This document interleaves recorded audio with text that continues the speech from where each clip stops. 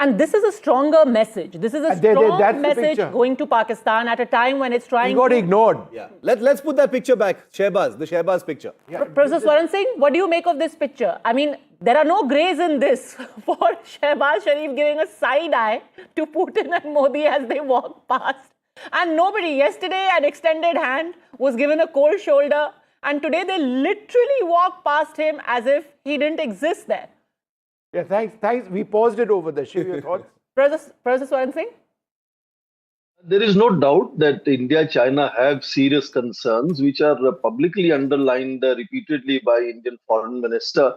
But I think we are focusing in the mood in the meeting today, and how, both Prime Minister Modi and President Putin are very seasoned leaders. They have attended dozens and dozens of international meetings.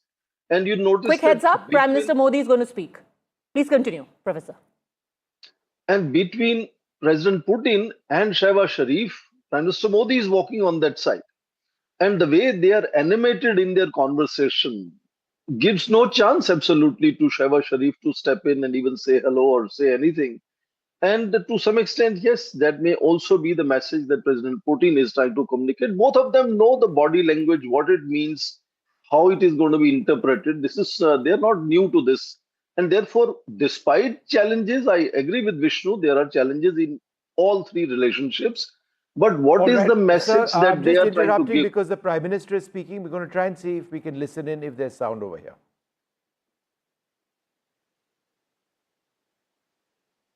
All right, we should be getting audio in a little while from now. The Prime Minister speaking at the Shanghai Cooperation Organization Summit in Tianjin. The National Security Advisor Ajit Doval with him, the Foreign Secretary Vikram Misri with him as well. We briefly saw a video of President Xi Jinping addressing this gathering over here. This is important, and I think India's big priority out of the SCO Summit, or certainly one of them, in addition to strategic autonomy, would be to get absolutely firm, clear-cut references to terrorism. And that is directed very much in Pakistan. It comes in the context of Pahalgam. I think it was Shiv mentioning a little while earlier on that Rajnath Singh, the Defence Minister, did not sign on to a Defence Minister's agreement of the SCO earlier on because there just wasn't enough reference to Pakistan and its role in Pahalgam and its role as a central hub for terror.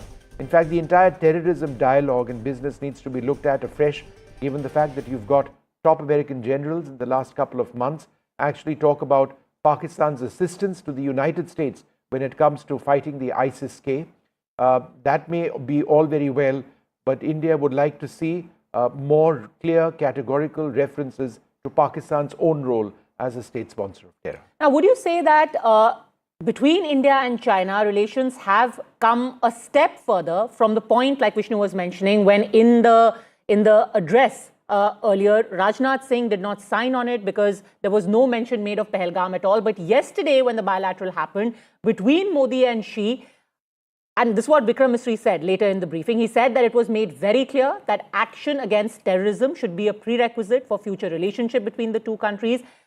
Peace at the border, the Prime Minister is believed to have conveyed to Xi Jinping, has to happen. If India and China can coexist peacefully, there has to be peace at the border, there has to be joint action against cross-border terrorism, and all issues of terrorism must be addressed. So India at least has made that absolutely clear, Shiv. Made it absolutely clear, has not prevaricated or diverted on its stand on Taiwan at all, re-emphasized it, gotten a word in as far as the border is concerned, gotten a word in as far as terror is concerned, which is especially important, Vishnu, since what happened with Rajnath Singh when he was there for the defense ministers meet, hugely important. Even the words of Xi Jinping in that bilateral, extremely important, acknowledging the border issue, acknowledging the terror issue is what Aditya Raj Kaul also told us. We also got that from that NDTV question at the Vikram Misri briefing. And therefore, I think from the SCO itself, from the forum of the SCO itself,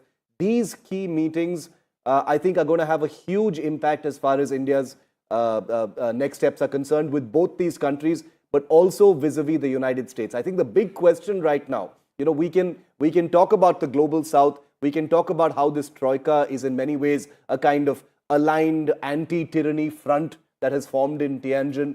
But the big question, the big gorilla in the room, one more animal I'm adding to the conversation, is what is Trump going to say? How is India going to react? Let's be very clear about one thing. We've got to be realistic about one thing. The India-US relationship is a deep and wide one. There have been frictions here. There have been breakdowns here. Many people feel that it's going to take years to rebuild trust after the very harsh things that have been said by Trump and his people. But this is a relationship that can't go away. Vishnu? No, I don't think it's going to go away. I think it's going to be on pause until Trump goes. This is Trump's second term. He's not going to be president after this, unless, of course, he decides to be president after this, which would be quite interesting. But can I just say that, when one talks about terrorism, why is the reference from Xi particularly important? Because whose nationals are being killed in Pakistan? It's Chinese nationals.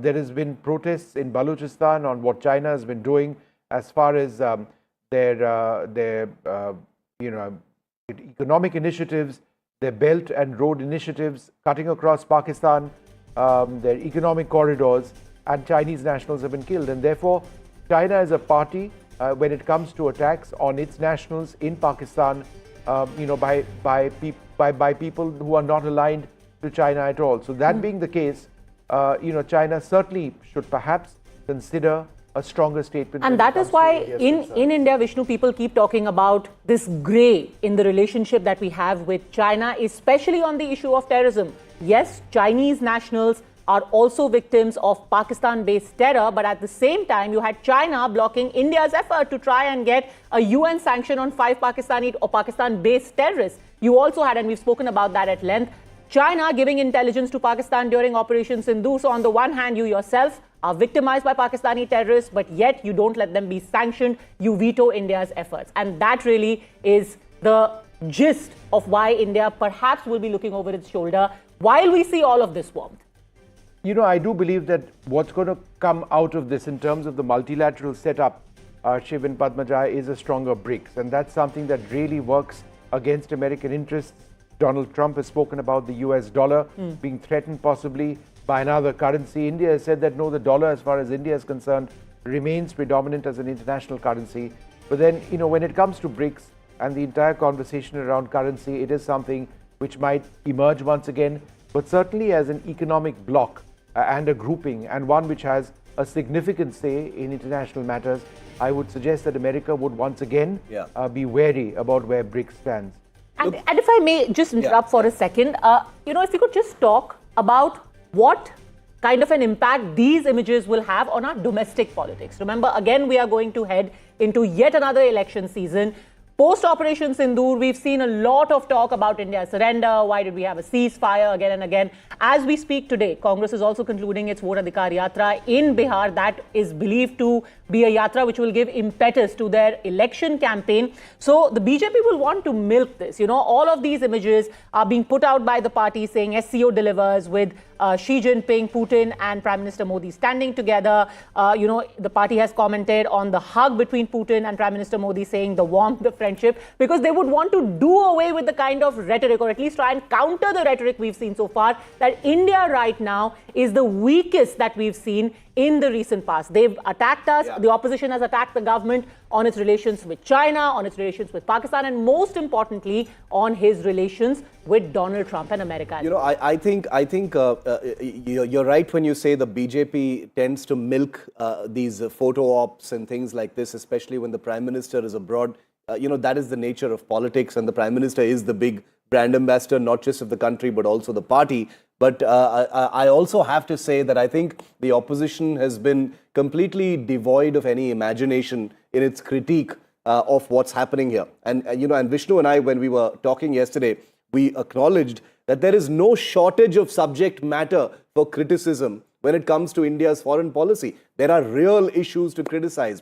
But what does the opposition, latch on to? Where is the justice for Galwan martyrs?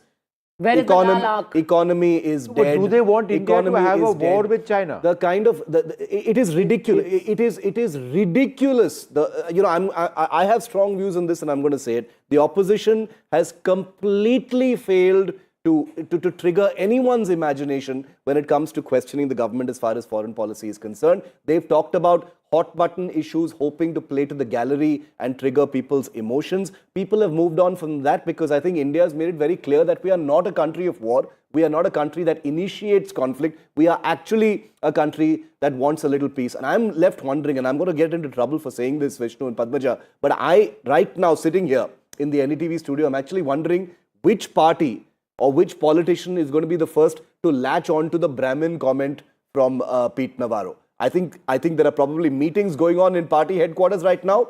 Who will pick it up and say, "Dekha, we told you there are caste issues But you in see, India." here's what Padmaja, really... That's how easy we are to divide. Here's what I feel strongly about. The last several weeks, to me, have been among the strongest as far as Narendra Modi and the Indian foreign policy establishment's reactions are concerned. And what has their reaction been? It has been muted at best because they realize that the rhetoric coming out of Navarro and Trump is not stuff they want to get into knee-jerk reactions on. So what is Modi doing? He's apparently told Trump off when Trump said that, I ended Op Sindoor. Modi apparently said, no, you did no such thing. The relationship perhaps went sour after that. India has said that America is being, there are double standards as far as what America is concerned when it comes to their own imports. But then you've kept quiet by and large. Yeah, and you've gotten about the business of foreign policy by going to Japan, which is another huge strategic partner, which has problems now on tariffs with America as well, going to China, all of what is happening over here, and just getting the job done, right? It's not a tutu meme happening. All of that rhetoric is coming from America. And this is a strong time for Indian foreign policy. Why isn't the opposition talking about it? And it's almost as if America wanted that to happen, for India to react violently, for there to be some kind of public slanging match between Donald Trump and Prime Minister Modi. And instead, you've had India going about its business, Prime Minister going to Japan, now the SCO meet in China. And, we spoke earlier of how a lot of things that are happening domestically, politically in India, are being picked up by the American establishment. And it's not just this entire Brahmin Maharaja comment. The other point that the opposition had raised again was this whole suit boot ki sarkar. Remember where America started, where they said, there are big businessmen in India who are making profits by taking oil from China. So you had that whole suit boot ki sarkar narrative. Then you went into the whole Maharaja point. And now you have quickly descended into casteism, invoking the Brahmins who are profiteering at the cost of the rest of the Indians. So it's almost a playbook. It's almost as if America is looking at how our domestic politics is playing out and saying, hey, that's a good point. Next, you will probably have them on the same platform in the vote adhikar yatra and then say vote chori is happening. It is so sad. I've been a strong votary of the India-US strategic relationship 25 years ago when we were getting around to the first stages of military exercises, with America. There was so much that America was actually saying, India just doesn't trust us. We're trying so hard, this, that, the other. And slowly, through foundational agreements, they actually went to this level where you've got data sharing between American platforms and Indian platforms, extremely sophisticated American weaponry here on Indian soil, intelligence sharing on a real-time basis, incredible opportunities for American business in India. We had a defense summit. You've got Boeing in India, Lockheed Martin in India, General Electric in India, doing business in India for the American market. How does America not benefit from it? Okay, you've got orders of more than 100 jet engines coming in, and yet you've chosen to take all of that and throw it away. Okay, and now we've got a political leader, Congress leader, saying for a long time India has been accusing China of its double standards and double speak on terrorism. Now Prime Minister Modi tells President Xi that India and China are both victims of terrorism if this is not the so-called elephant capitulating before the so-called dragon, then what is? The self-proclaimed 56-inch chested leader now stands thoroughly exposed. Who said he this? Betrayed national interest. Do we know that is what is being said by leaders of the Congress right now. And that's the Jairam Ramesh tweet, is it? Yeah, that's right. So that is the nature of politics we have. It's almost like Professor Swaran saying it's a knee-jerk reaction. It's damned if you do, damned if you don't. When you had a chill, that was capitulating before China. Now when you have some kind of thaw, that also is capitulating. But seriously speaking, when saying that both India and China are victims of terrorism, do you think that India has capitulated in saying that?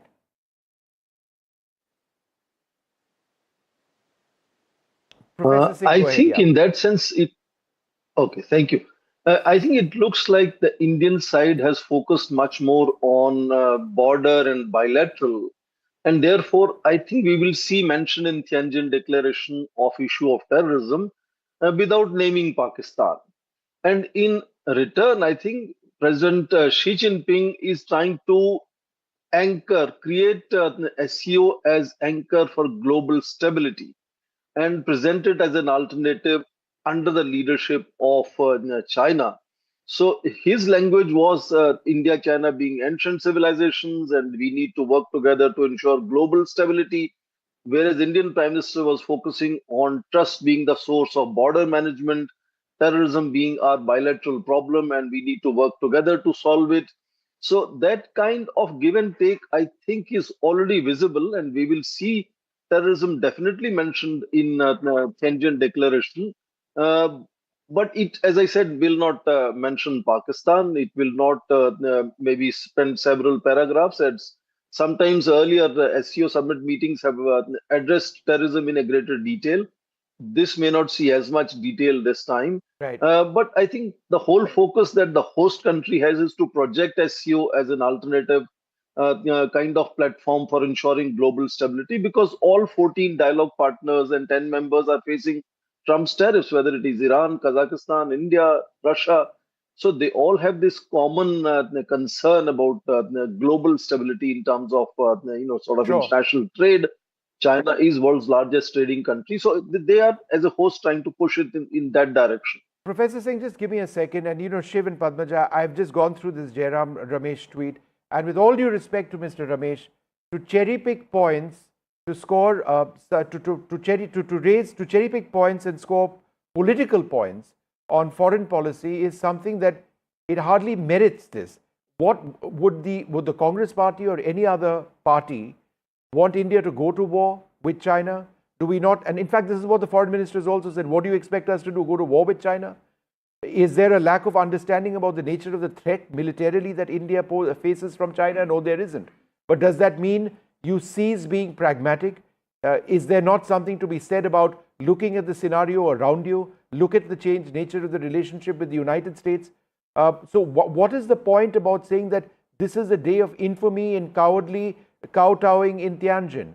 What would you do? I think you wouldn't have economic ties with China, despite the fact that you have economic ties with China, whether you like it or not. I think this is the Congress party, trying to do a Sharmel Sheikh. But how would the Modi government, a maximalist position on India and China help India? But the Congress has painted itself into a corner. Let's be very clear. I think the Congress realizes that there is no benefit politically to it to take a nuanced position as far as foreign policy is concerned. As long as it takes some kind of an extreme position, however hypocritical, unreasonable, unfactual it may be, and all of those things actually apply to what Jairam Ramesh's tweet really is at this point of time. I think they see no benefit really in terms of sheer domestic political mileage, as Padmaja was saying, in taking a nuanced the view. Indian army isn't exactly withdrawing. We will maintain our defenses. We will build our defenses. We have a million things to do. No, but Vishnu, then to say that, just stop, don't talk, you're kowtowing over there, you have followed, what is the point but in Vishnu, saying that? here's the What thing. does that There achieve? has never been nuance, whether it be the issue of Operation Sindoor and Donald Trump saying or that I Galwan. mediated the ceasefire.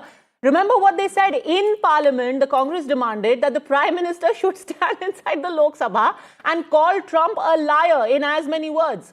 What do you make of that position? And that's exactly the position that's reflected now in their comments about China. Look, the Essentially, you're Chinese saying military threat we is don't want not to talk going to China. away. Nobody is in doubt about that. What is being attempted over here is not sort of putting that aside and hiding and saying, oh, we are all friendly with China. It's being smart about how you do 100%. and go about the business of No, and also, relations. may I just add, and Gauri Dwivedi joins us live from Tianjin in just a moment. Before I go to her, I just want to say, look at this other picture that's just been put out by the government of the Prime Minister with the two leaders. Very, very, nice frame that's just been put out. I like the fact that you've got the Tiranga right before. It's almost like they're lined up. Prime Minister Modi, and I wonder what he's actually saying with his finger raised that way, but also part of that conversation. Gauri, amazing images coming in from where you are right now. One picture after the other, the bonhomie, the three of them, talking together. We've been sitting here and trying to figure what the three of them have been talking about. What's the general buzz there about these three? there is a lot of buzz and excitement ever since those images came out right behind me in that big screen that we are watching. And trust me, every journalist, every outlet that is here in this huge complex has come back and asked us only one thing. What do you think of the Prime Minister Modi's presence here? And what do you think will be India's stand, India's position? So essentially, this year's SCO has been all about India's stance, India's position, and India's message. And that message is going to be on three different fronts. Of course, on security, on cross-border terror that you've been talking about. Second, on trade and connectivity. Now, SCO started as an organization with security as its undercurrent and tying it together, but it has now increased and expanded its scope to include a lot of connectivity. Eurasia connectivity is something that's also very important for India as well. We've been making great efforts in terms of that, parallelly in our corridors, IMEC and several others. So connectivity is something, another very important aspect of what's likely to come up here. And India is also going to be speaking about it. And the second and the equally important aspect to it, of course, is Donald Trump. He's not here, but he's pretty much here simply because of the punishing tariffs that he's imposed. Not a single country in that room has not been impacted by the tariff war that Donald Trump has come out. He's on a war path in terms of an economic warfare against one and all, which is why many are expecting there could be some sort of a messaging that may actually come out collectively, the global South coming out with a message of solidarity as far as the economic bullying that's coming in from Washington. Okay, I also want to read out what has been reported by Xinhua about remarks made by Xi Jinping at the 25th meeting of the Council of Heads of State of the SCO. He said that China has pledged to provide 2 billion yuan in grant to member states at the SCO within this year. He's also said that member states of SCO should seek common ground while putting aside differences. And I think this is the really operative part of that statement. The SCO, Gauri, has grown into the world's largest regional organization. In a sense, also saying that, look, so far you've had the Western Bloc pretty much saying, we will dictate to the rest of the world. Now you have the SCO saying, we are the largest regional grouping. So, well, sorry, but you won't. So there is a lot in this for China as well, Padmaja. There's a reason why Xi Jinping is wanting these optics as well. You know, this is something that's significant for China to be able to send out a message. And India has been very clear in terms of saying that we are part of organizations and summits, but not a part of grouping. So to that extent, given the political global headwinds that are there right now, it makes prudent diplomacy for India to be here at the summit collectively. But should we be backing China on all its aspirations and roadmap and its messaging to the US? I think that is where we've been very cautious about it. As far as the other very important image that we put out a short while back, the three leaders coming together, Russia, India, China, there's just one thing I want to say. The moment that image flashed on the screen behind us, every single journalist got up and saw that image. That tells you the messaging. They may not be officially together. There is nothing called RRC together in an operational formal front, but everybody understands the message that went out with the leaders coming together, chatting, talking, because that's exactly the message that they need to send out. Show of solidarity and unity. Doesn't need to be a formal organizational setup. It isn't one. But that single message in terms of the global South, and particularly these three leaders coming together, is probably one of the biggest aspects of the SCO where we are here right now in Tianjin. Gauri, just you are an economist by training, and I just want to understand, if we are at SCO, but if you talk about BRICS and the coming together economically of India, China, and Russia, then how does it pose a challenge to the US as an economic bloc? It's an extremely important question, Vishnu, and I think that really is something that even all the BRIC countries have been talking about, that can they collectively come together and form a united economic front against Donald Trump? Can they trade in their local currencies? Can they start something like a rupee ruble that already is being talked about increasingly? Can there be a possibility of all these countries trading together in their local currencies, take out dollar, not completely eliminate it, but reduce it? Is that a possibility? I'm sure that's a conversation and negotiations that's happening, if not at a formal level, probably in terms of back channel conversations. That's the first thing. Secondly, Russia has come out on record and saying that if these tariffs make the Indian exports difficult in terms of the US in the short term, the Russian market is available and open. Now, if you take these three economies together, you're talking about one of the world's largest export markets in total, domestic markets in total. And that, I think, is extremely significant. And at the SCO level, if you talk about it, well, you're talking about countries which have about 43% of the world's population, 23% of the GDP. If they come together, there is a huge export market that opens up. Of course, we're not talking about non-entities. There are those which have very little to offer in terms of any trade and prospect. But barring the rest, if there is a possibility of an economic front coming together, opening up of export markets amongst each other, I think that could really offer alternate trading avenues. How soon will that happen remains to be seen, but that's a possibility and a potential that I'm sure many would be examining right now. All right. So just once again, for the benefit of our viewers who are tuning in about what? Half an hour from now? A little bit more than half an hour. Yes. 46 minutes. 46 minutes. We've got a countdown clock. We'll have President Putin of Russia meet Prime Minister Narendra Modi of India. This just a couple of hours before the Prime Minister returns to India, flies back. But it's going to be very, very important in as much as India and China have really taken their relationship forward in an attempt to try and stabilize the situation towards ultimately improving it. I do believe that it's this meeting with Putin and Modi, which is going to take place in 46 minutes from now, which is also in many senses very important from a larger geostrategic perspective. India continues to import Russian oil. India is not going to stop doing that. But Shiv, I think a point we haven't discussed at all is the defense trade. I wouldn't use the word trade, the partnership between India and Russia. We've had the National Security Advisor visit there recently. There's talk about the S-500 surface-to-air missile system, a more advanced variant of what we operate, the S-400. We've had a Russian-built frigate, the Tamal, joining the Indian Navy fleet. In fact, the last foreign warship. But there's so much more as well that India and Russia are talking about. And I do believe that that's going to be something that's going to come up. There have been Indian concerns that the pace of production in Russia has been hit because of their war.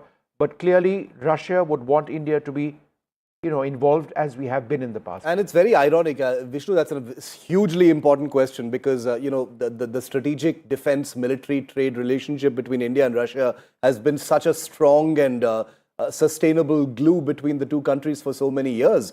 Vishnu and I have traveled to Russia several times in the past together as well. And the defense relationship is in many ways something that's been on autopilot between the two countries. The S-400 has become the big flashy talking point post Operation Sindoor. Remember, President Putin comes to India in December this year. The S-500 is on the table for something that India and Russia might actually co-produce here in India. And Vishnu and Padmaja and Gauri, the important thing to note here is all of this is happening in a year when something that has been the subtext of every past US president has been articulated by Trump. He has talked explicitly about India buying Russian weapons and how unhappy he is about that.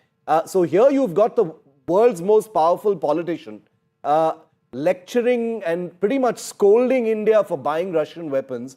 And India is gamely proceeding not just with hugs and handshakes, but potentially very, very large defense trade deals with Russia, signaling ironically in many ways that you can try what you want to do by lecturing us, being hostile towards us, scolding us and saying, we do not like the fact that you are so non-aligned or the fact that you are close to Russia as well as us. You need to choose. It's us versus them. This is India saying, look, this is who we are. This is what makes Indian foreign policy unique. The fact that we can talk to both sides. The fact that we can talk to Trump and Putin, the fact that we can talk to Putin and Zelensky as we have done this weekend, while the Prime Minister was in Tianjin. And Gauri, that is what is making Trump uncomfortable. This non-aligned business is non-digestible for him.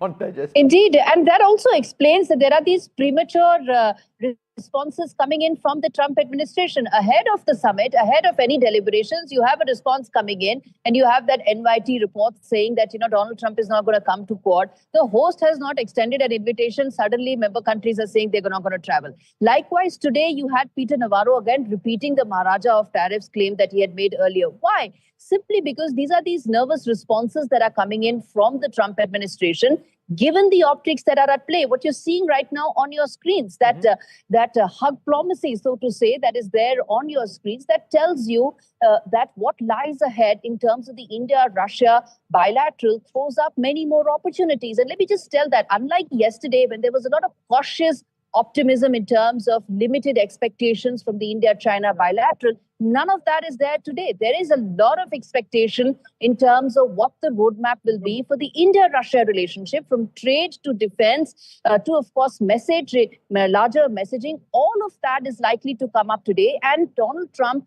and along with him, the entire administration realizes that you can't talk down to New Delhi, come up with those most undiplomatic phrases and expect that we're going to, follow the lines like some of the other world leaders, being schooled like, school children, and with Donald Trump acting as the principal. We've seen those images, haven't we? None of that is happening here, and which is why there is a lot of expectation from this bilateral that will start in just about 40 minutes from now. You've spoken in fact, about that is defense. something that even One more experts, thing, and terrorism. not just in India, but the US as well, have pointed out that contrary to the popular perception that is being perpetuated here in India for entirely political reasons, Aditya, it's been said again that Indian government has surrendered to various forces. India actually did the exact opposite, and that's the reason why Donald Trump is so peeved. He simply cannot get how India could stand up and tell him off. India simply refuses to capitulate to their trade, the conditions they set for the trade deal on the issue of Russia, on the issue of Sindoor. Aditya. Padmaja, Russia is just an excuse. It's the ego of Donald Trump that is hurt, really. We've been covering this ad nauseum every passing day. But White House is upset. Donald Trump is upset because during the so-called ceasefire which Trump arrived at, we did not give him the so-called credit that he really deserved. And he's running for that Nobel Peace Prize. Nobody knows whether he's even inching closer to that. But the reality of the matter is that diplomacy functions in a different way. Diplomacy, as I have been saying, is not instant noodles. So it takes time.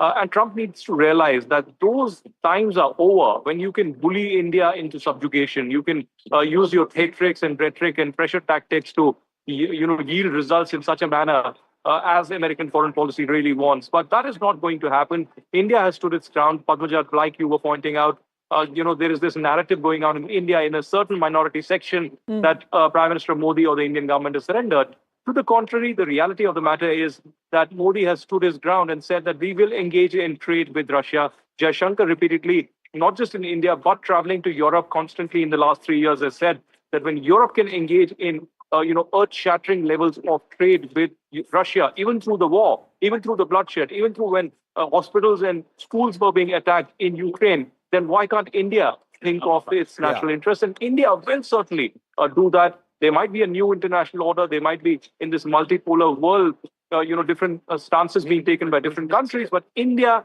from the very beginning, has said that this is not an era of war. We believe in dialogue and diplomacy, and that's what we will see. In the US has ruled that all of Trump's tariffs are illegal. Donald Trump has now reacted to that, saying more than $15 trillion will be invested in the USA, a record in all caps. And much of this investment is because of tariffs. If a radical left court is allowed to terminate these tariffs, almost all of this investment and much more will be immediately cancelled. In many ways, we would become a third world nation with no hope of greatness again. We know about Trump's relationship with courts. So can I just bring in Aditya on another important point? Ukraine, how is that likely to come up between Modi and Putin? Well, Vishnu, I didn't get your question exactly, but what I can tell you is that the plenary is underway right now, and of course, Prime Minister has spoken. In a few minutes from now, we will get the exact text of what Prime Minister exactly has said. The salient Aditya, I'm asking you about the bilateral between Putin and Modi. Right? When that happens, how will Ukraine likely come up? Yes, of course. That's the big question right now. But in a few minutes, that bilateral will happen after the plenary really ends. We are expecting that meeting can also take longer than an hour because there are quite a few issues, Vishnu and Shiv, that are going to be discussed. Ukraine predominantly will be discussed. Trump tariffs would be discussed. The trade ties and the defense ties between Moscow and New Delhi would be discussed threadbare, but have to be taken to another level as well. You heard 36 hours ago Zelensky making that SOS call to Prime Minister Narendra Modi while he was here in China, asking him to convey to Putin that peace ceasefire, a peace agreement is only the way forward. That clearly indicates, Vishnu, also the failure of the foreign policy of the Trump administration that hasn't arrived on any kind of a peace agreement. Even after the Alaska summit, there have been tall promises made by Donald Trump. There are theatrics, there are threats that have been made by Donald Trump. But yet, Putin is perhaps really trying to checkmate Trump and, having his own hegemony in this entire debate. Many are saying that Trump has the cards, but in reality, it does seem out and open that Putin has the cards. Putin is playing this long game right now. It's not the Donald Trump administration. All right. 37 minutes to go for the Modi-Putin bilateral. There's no shortage of subject matter on the table between Modi and Putin, but it is prefaced by these incredible images, Aditya, of the three, the three leaders of these three giant nations, India, Russia, and China. It's tempting to look at it as a big flex, an anti-tyranny front, an anti-tariff front because of the new alignment between them. We've seen pictures from 2018 of these three same leaders going viral all over again, Aditya, but they've done it again. They're standing together, they're smiling, they're laughing. We'll never know what they're talking about. Only they and their interpreters actually know. And if they had to tell you, they'd have to kill you. But I'm just wondering whether they were discussing Trump. I really want to know whether these three guys were discussing Trump. Aditya, what do you think? What's the buzz over there? What were the three talking about? Well, it does seem that there is something that they are talking about, and it does seem that the biggest issue right now seems to be Donald Trump, the American foreign policy, and the kind of so-called disruption that they are making. And there's one image when, Modi is pointing towards the ground. Yeah. So I don't know what that really means, but clearly it does That's seem going to become a meme, isn't it, Aditya? That's going to become a meme. That's how low Trump's popularity is now. Can I just say... That's the direction Trump's popularity is headed in. Can I just suggest, guys, that I don't think they were talking about Trump. I do believe they were talking about everything other than Trump. Yeah. Because I don't think Trump is significant in terms of the business that they're looking to get into, whether it's stabilizing the border, it's getting into oil imports, talking about Ukraine. Trump is not on their mind. That might be, there may be reactions in Washington and we'll see if they react to that. But right now, there's work here. Aditya, you were saying something. Go ahead. Yeah, I'm saying the underground gas pipelines, maybe the gas connections and the trade that will continue, perhaps taken to another level between India and Russia. You never know that Trump wants us to end the oil purchases and the trade. This may actually go to another level. They might announce another deal or so of actually going to places. But the reality of the matter is that Modi and Putin are meeting in a bit from now. And the global media's attention, I was speaking to some of the press here from France as well as US who are tracking this meeting very closely, and they really want to understand what Modi will convey to Putin, what they will discuss on Ukraine, and on the trade front, what are the kind of statements that will come out, especially around the Trump tariff. So really, it does seem that there would be some kind of messaging, some kind of narrative that will be set up on the sidelines of the SCO when it comes to Donald Trump. And yes, he would be tuned into the Truth Social for a reaction perhaps in a couple of hours. And the narrative and the messaging is not just happening from Chinese soil. It is continuously being sent out from within India as well. Remember, it had started with the Prime Minister when just hours after Donald Trump slapped that additional penalty of 25%, he said, I am willing to pay the price, but I will not let India's interests be bartered with America. This was reiterated by the RSS when they held that 3-day lecture series. The RSS chief said, listen, we can have business, but it has to be done on an equal footing.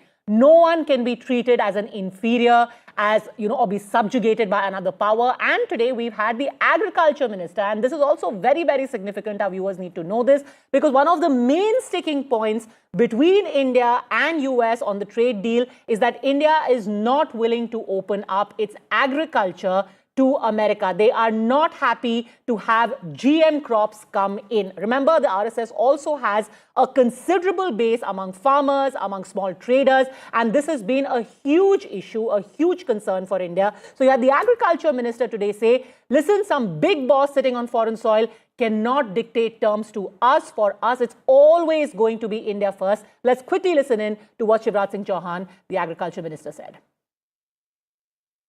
आज हम देख रहे हैं, आज भी प्रधानमंत्री चीन में,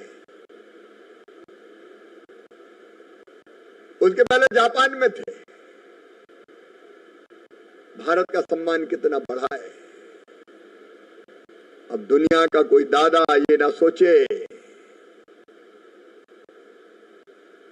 कि भारत को आंख दिखा दी तो वो झुक जाएगा।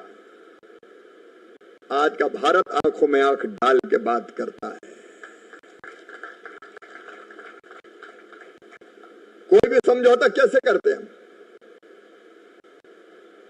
राष्ट्र सर्वोपरि, भारत के हित सर्वोपरि हमारे लिए। और मैं आज एक नागरिक के नाते प्रधानमंत्री नरेंद्र मोदी जी को बधाई देना चाहता हूं, अभिनंदन करना चाहता हूं। जब हमसे ऐसा समझौता करना चाहा जो हमारे राष्ट्रीय हितों के खिलाफ था, जो हमारे किसानों के खिलाफ था, मछुआरों के खिलाफ था, पशुपालकों के खिलाफ था, तो हमने कह दिया कि ऐसा समझौता नहीं होगा, नहीं होगा, नहीं होगा। All right, so very, very important remarks by Shivraj Singh Chauhan over there. It's not new what he's saying, it's the timing which is important. India has made it absolutely clear that when it comes to any trade deal with America, agriculture and dairy are areas which are absolutely no-go. There's plenty to be done and plenty that India was willing to be flexible with. But I think it's what we are seeing in terms of comments from the United States, which has perhaps triggered that response that you just heard over there with the White House. No, but this also, Vishnu, this also shows... actually saying what he was saying, making all sorts of disparaging remarks about India, including new comments. It just goes to show that there is political heat building up in India as well in terms of... And not just heat, but also alignment. This appears to be a very coherent response to what's coming in from the United States, because let's be very clear, in this government, people generally do not speak out of turn. So if Shivraj Singh Chauhan, the agriculture minister, is making a comment that impinges on foreign relations at a time when the Prime Minister is in China, in the context of what's happening, this is a socha samjha message that India is putting out to the United States. People are getting impatient with what's happening in America. I think perhaps contrary to what I said a little while earlier on, where India was by and large staying silent, the fact that you've got a very senior minister, an extremely experienced politician who knows exactly what needs to be said and what shouldn't be said, right, and has the larger interest in mind. And Vishnu, also this message is for our domestic audience, because people need to be reassured in a sense. If the opposition's messaging is that India is basically being bullied, it is now pretty much on the mat as far as China, America is concerned, you also have to reassure your voter, your audience, that that is not the case. It needs to be said with clarity. If there are farmers there who are watching the minister or watching the government right now, the trade deal right now is on pause, but what happens next? Will we have GM crops? Will we have, in the dairy sector, America coming in? They need to be reassured that, listen, your Prime Minister is there, he's going out and having all of these meetings, but your interests are going to be protected, and that is foremost for the Indian establishment, for the Indian government, irrespective of who's in power. I think that messaging is very important, not just for America, but also for the domestic audience. Ashok Sajjanhar, former Indian diplomat, is also joining us live. Sir, big news day we have, and of course, the 4-5 big developments. We have Shehbaz Sharif being ignored there by Prime Minister Modi and Vladimir Putin. We've got the warmth seen in the troika of Xi Jinping, Putin and Prime Minister Modi. But I think the biggest headline of the day, General Soy is also joining us. Thanks very much, sir, for joining us this morning. The big headline undoubtedly is Pete Navarro going off on a bender. He has decided now that there are some unnamed Brahmins in India who are profiteering at the cost of Indians. Who do you think is tutoring him on India's caste system and its involvement with Indian business?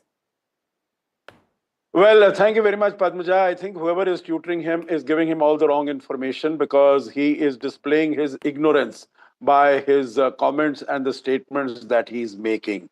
But, you know, it is really not only frustrating, but also pitiable to see, you know, to the depths to which Peter Navarro personally has sunk. Of course, there are others also who've been making similar comments like Scott Bessent, and also I think at the beginning it was Marco Rubio also who had got into the act. But, you know, the venom and the poison and, you know, the despicable level that he has descended to, I think that is very unseemly for any senior official. Speak about a foreign country, speak about a foreign leader, and speak about the domestic politics of a foreign country.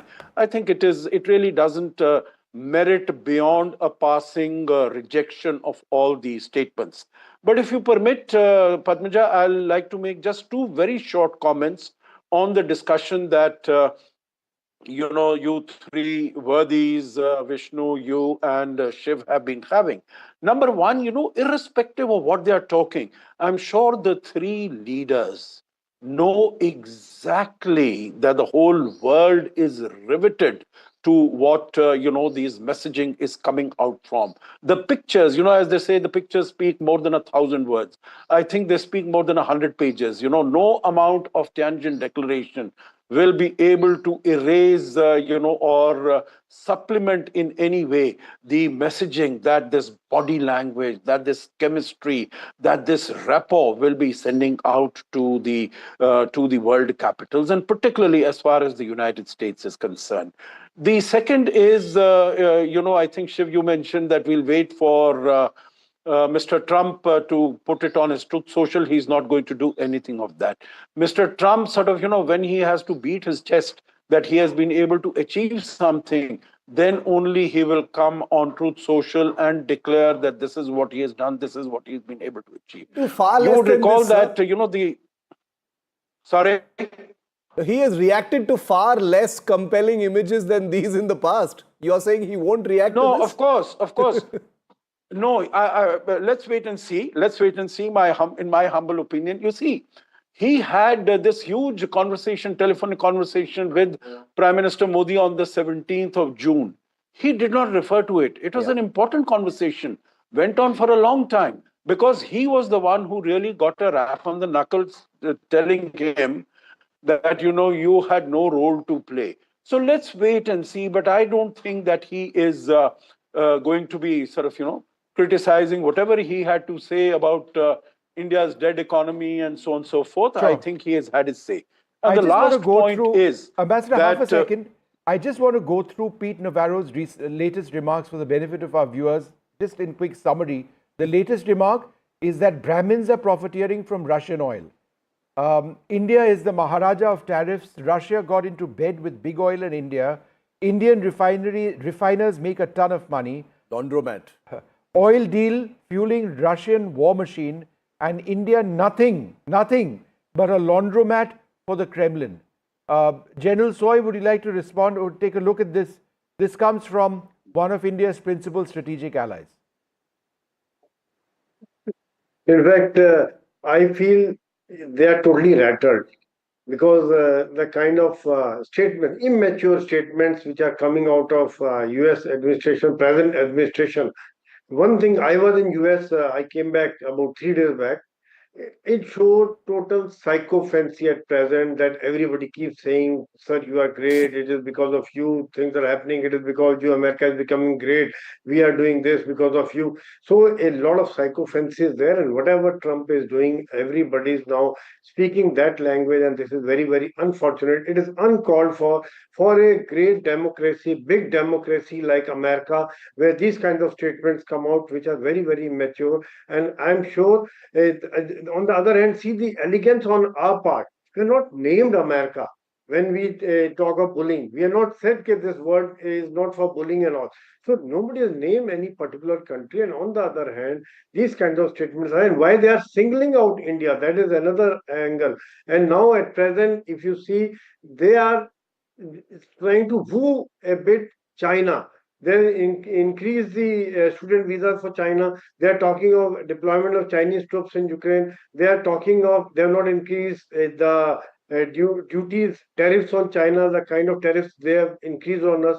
Probably they are worried about RIC, Russia, India, China, shifting the global power to the eastern side from the west. And if this happens, though this is just a beginning probably, and what India has shown US, that if one door closes, 10 doors open, whether it is of Japan or our affiliation with other countries. It has been a with very Europe. united message, hasn't it? This is an important thing to highlight today, that while the domestic noises have been made, there's a lot of tutu meme going on between the political parties in India. As far as India's national response is concerned to the United States, it's been very, very coherent. You just heard Shivraj Singh Chauhan. Before that, you've had, the Indian Foreign Office has spoken in one voice. You had the Prime Minister talking about never bending to tariff pressure when he was speaking in Gujarat, if I'm not mistaken, earlier as well. You've got the images. Let's put those images back on our screen from Tianjin right now of Modi and Putin, and then the Troika as well. Ambassador Sajanar, the Modi-Putin bilateral begins in about just over 20 minutes from now. This is a tried and tested relationship. It comes in a year when it has been specifically under attack by Trump. It was a scheduled meeting. It's not happening in response to Trump's, escalations. But obviously, there is a special quality to this handshake and embrace between Modi and Putin today. What do you think they're going to talk about in today's bilateral, sir? There is no shortage of topics to talk about, thanks to Trump especially. But what is your view on what's going to happen in that room when Modi and Putin meet? Yeah, I think basically, in my view, it is going to be about bilateral relations in terms of, the strength of our bilateral ties, how they can be sort of, further taken forward in the areas of, whether it is defense or energy and so on and so forth. Not into the nitty-gritty, but into the big picture in terms of going forward. And of course, in terms also of taking the forthcoming visit of President Putin to India, that will be in, it's reported that it might be in December. So, something about the next summit meeting in India that is to take place. Of course, global relations, particularly as far as economic ties and the tariffs on India and the instability in the global world trading order, that definitely will be there. And I think President Putin will debrief Prime Minister Modi about the situation in the ongoing Russia-Ukraine conflict. And I'm sure Prime Minister Modi will again plug in for the fact that there should be, an early end. There is unnecessary death, destruction, and dislocation of people, and lives of people, children are being lost. I'm sure that is a pitch that Prime Minister Modi will definitely make in the bilateral talks. I think particularly on Saturday, he's got a call from President Zelensky also in this regard. So I'm sure that will also be taken up. But by and large, I think it's going to be on strengthening bilateral ties. What are the other areas? The huge trade deficit, what is the way forward? I think basically that is what it is going to be. Between China and India, General Soy, the three main points that were raised by the Indian Prime Minister were trade, cross-border terrorism, and of course, our shared border. When it comes to Russia, what are the main talking points you think will come out of there? In fact, what I feel is basically what Ambassador Sajanar just mentioned, the same thing. Defense ties, oil, economy, trade, and how can now India contribute in Russia? Like we have already talked of sending skilled and non-skilled people to Russia, because Russia needs them for the reconstruction, and a lot of places those things are there. Because at present the trade balance is in favor of India as far as Russia is concerned, because of it is in favor of Russia because we are importing a lot of oil from Russia, and with our manpower going there, with our exports going up. And Russia has also assured that whatever help they can provide in losses because of an increased tariff because of US, that also some sort of compensation would be there. So this kind of with this kind of relationship, I think the trade, defense, and technology, these two factors would be discussed. Padamjan. We can go back to Aditya Rajkol, who's with us once again. Aditya, in all of this, it's been a while since we made reference to Shahbaz Sharif, the Pakistani leader, standing sort of in line while Modi and Putin passed him by, not for a moment glancing in his direction. And then, of course, earlier on, there was this video which emerged that, he extended his hand to Putin and extended his hand many times and then was unable to actually get any reciprocity from the Russian leader. So it's not been very good, has it, on Chinese territory for the Pakistani leader? Well, Vishnu, I had to really scroll on a slow motion video to really see Shahbaz Sharif out there. Otherwise, the world media wouldn't have really noticed him. But clearly, Shahbaz Sharif is in attendance. We have seen him. There is a huge screen right behind me, giving a live footage first from the SCO Summit. And that's where Shahbaz Sharif is speaking right now.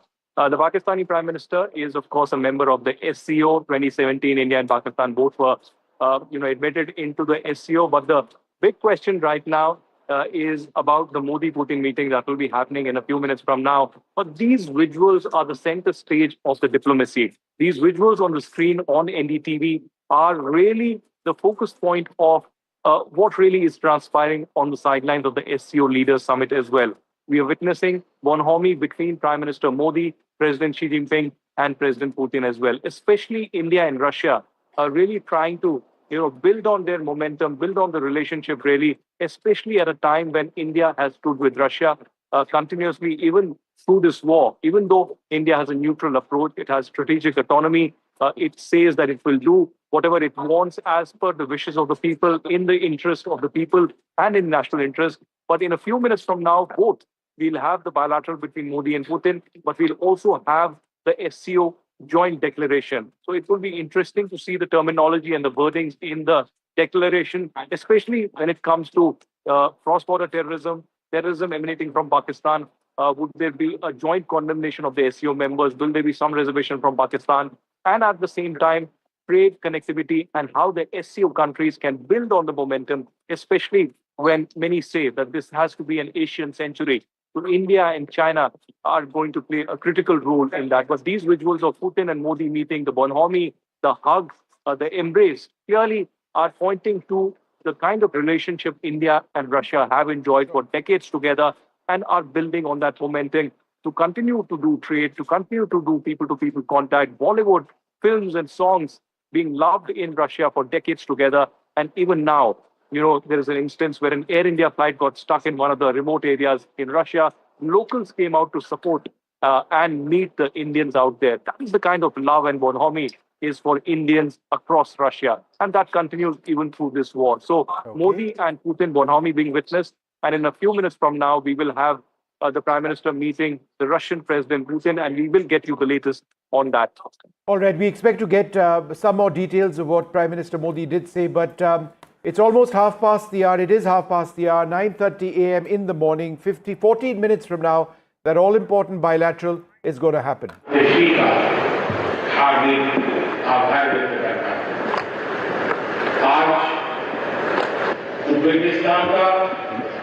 Independence day है। कल Uzbekistan का independence day है। कल Kyrgyzstan का राष्ट्रीय दिवस था। इस अवसर पर मैं दोनों लीडर्स को बधाई और शुभकामनाएं देता हूं। एक्सीलेंसी, पिछले 24 वर्षों में एससीओ का पूरे यूरेशिया क्षेत्र की एक्सटेंडेड फैमिली को जोड़ने में बहुत महत्वपूर्ण योगदान रहा। भारत ने एक सक्रिय सदस्य के रूप में हमेशा कंस्ट्रक्टिव और सकारात्मक भूमिका निभाई है। एससीओ को लेकर भारत की सोच और नीति 3 मुख्य स्तंभों पर आधारित है। एससीओ,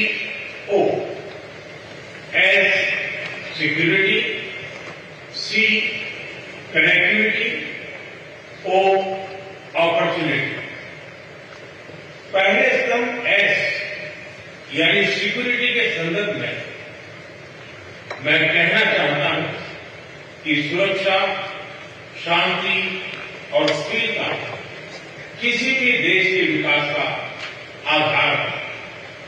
किंतु इस मार्ग में आतंकवाद, अलगाववाद और अतिवाद बड़ी चुनौतियां हैं। आतंकवाद सिर्फ किसी देश की सुरक्षा ही नहीं बल्कि पूरी मानवता के लिए एक साझा चुनौती है। कोई देश, कोई समाज, कोई नागरिक अपने आप को इससे सुरक्षित नहीं समझ सकता। इसलिए आतंकवाद से लड़ाई में भारत ने एकजुटता पर बल दिया। इसमें एससीओ रेट्स की बहुत महत्वपूर्ण भूमिका रही। इस वर्ष भारत ने ज्वाइंट इंफॉर्मेशन ऑपरेशन को लीड करते हुए अल-कायदा और इससे जुड़े आतंकी संगठनों से लड़ने का इनिशिएटिव किया। हमने रेडिकलाइजेशन के विरुद्ध समन्वय बढ़ाने और मिलकर कदम उठाने का भी प्रस्ताव रखा। टेरर फाइनेंसिंग के खिलाफ आवाज उठाई। इसमें मिले समर्थन के लिए मैं आभार व्यक्त करता हूं। एक्सेलेंसी, भारत पिछले 4 दशकों से निर्मम आतंकवाद का दंश झेल रहा है। कितनी ही माताओं ने अपने बच्चे खोए और कितने बच्चे अनाथ हो गए। हाल ही में हमने पहलगाम में टेररिज्म का बहुत ही घिनौना रूप देखा।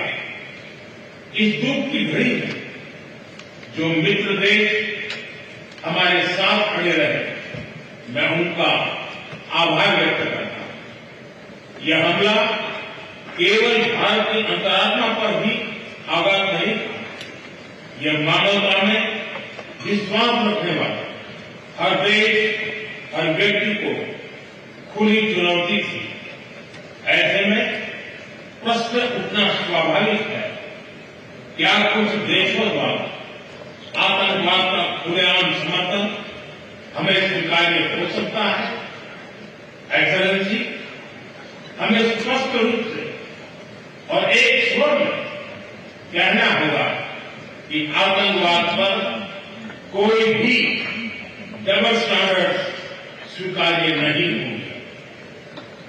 हमें मिलकर आतंकवाद का हर रंग में, हर रूप में विरोध करना होगा। ये मानवता के प्रति हमारा दायित्व है। एक्सेलेंसी, अब मैं दूसरे स्तंभ सी यानी कनेक्टिविटी पर अपने विचार रखना चाहूंगा।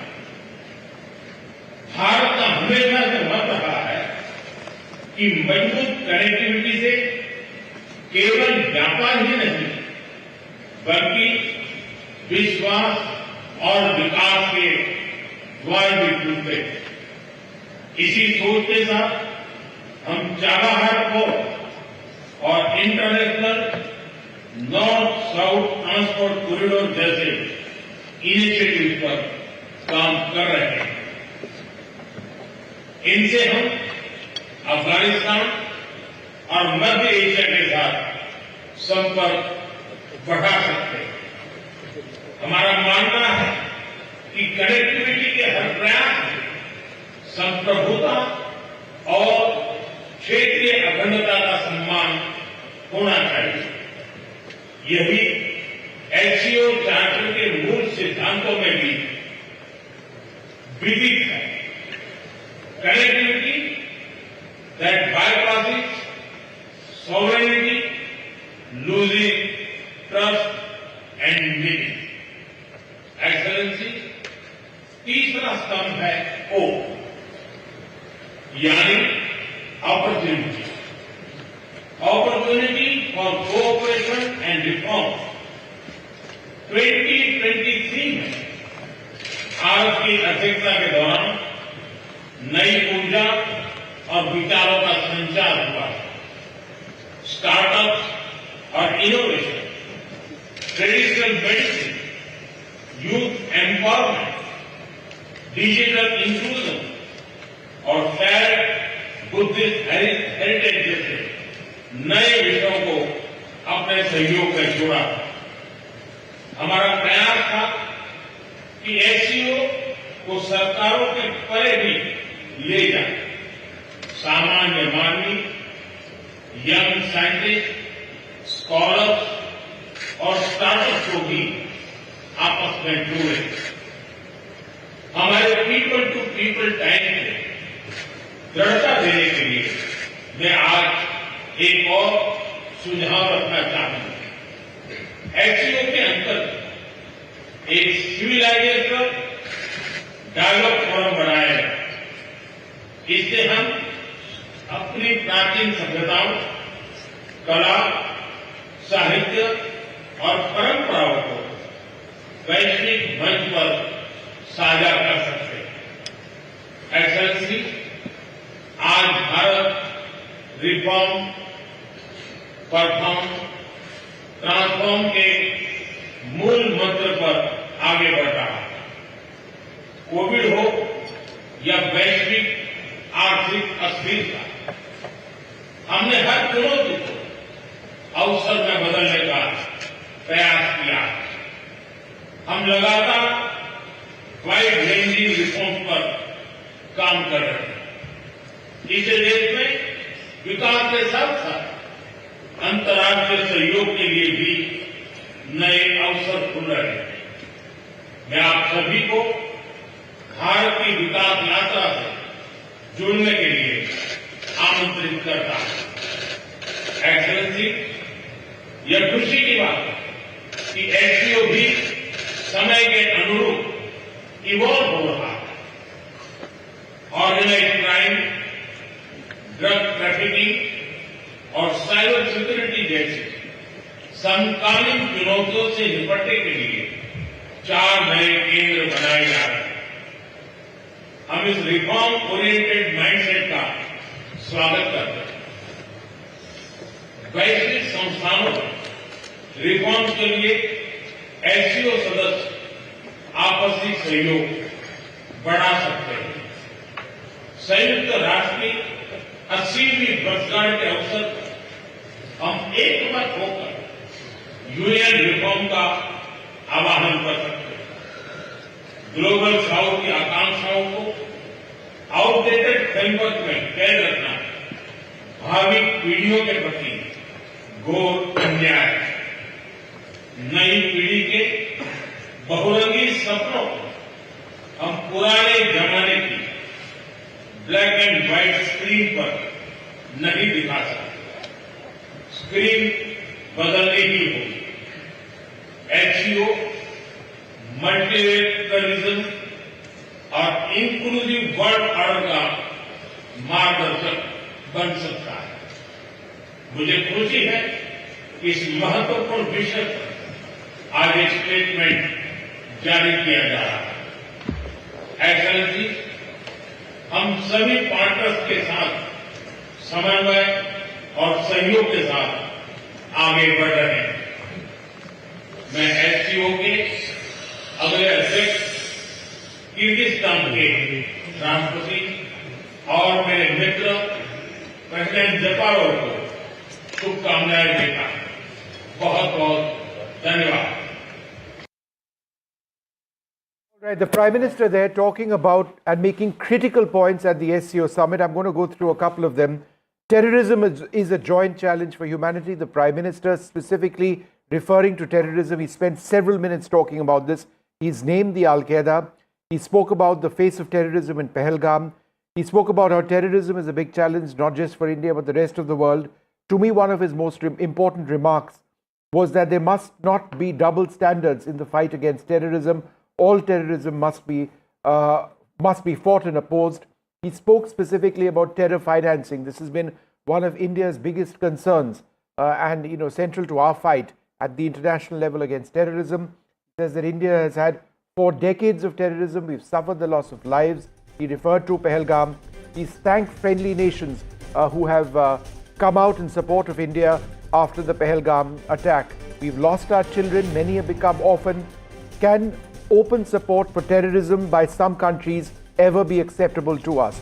These are just a couple of points.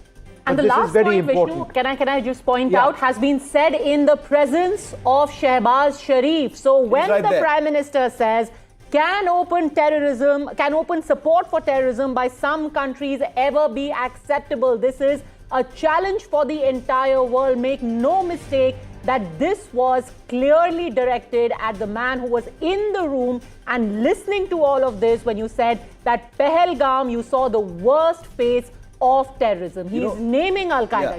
He didn't name Pakistan. Look, Pakistan is interesting. But the because it's India the SCO. often does that. It's the SCO. It's not surprising that he hasn't named Pakistan. It is a multilateral forum where Shehbaz Sharif is there. There are sensitivities as well. But I think one thing is very clear. Look, Pakistan is not unused to being shamed on multilateral fora as far as being the global fountainhead of terror is concerned. What the Prime Minister has done is articulate very, very clearly what India's stand on terror is concerned. I don't think this has ever wavered. Vishnu, correct me if I'm wrong. But I'm wondering, Vishnu and Padmaja, given that Rajnath Singh, the defense minister, was there was a little bit of friction, a little bit of divergence as far as the mention of Pahalgam is concerned. Could we see something of that kind happen here as well? Or unlikely, that would have been ironed out? In that joint communique of Pahalgam, in the communique, the mention of Pahalgam in the communique, it would be a resounding SCO success for India. If there is explicit mention of terrorism, we can say that that is acceptable to us. If it falls short of that, then I would suggest that SCO has not gone the way we would want it. Then perhaps the focus would remain on Modi and Putin and Modi and Xi. But as far as SCO is concerned, India's agenda is clear. It's terrorism all along, naming and shaming Pakistan, if not directly, then indirectly. This is as direct as possible, perhaps in a multilateral forum, as Shiv mentioned.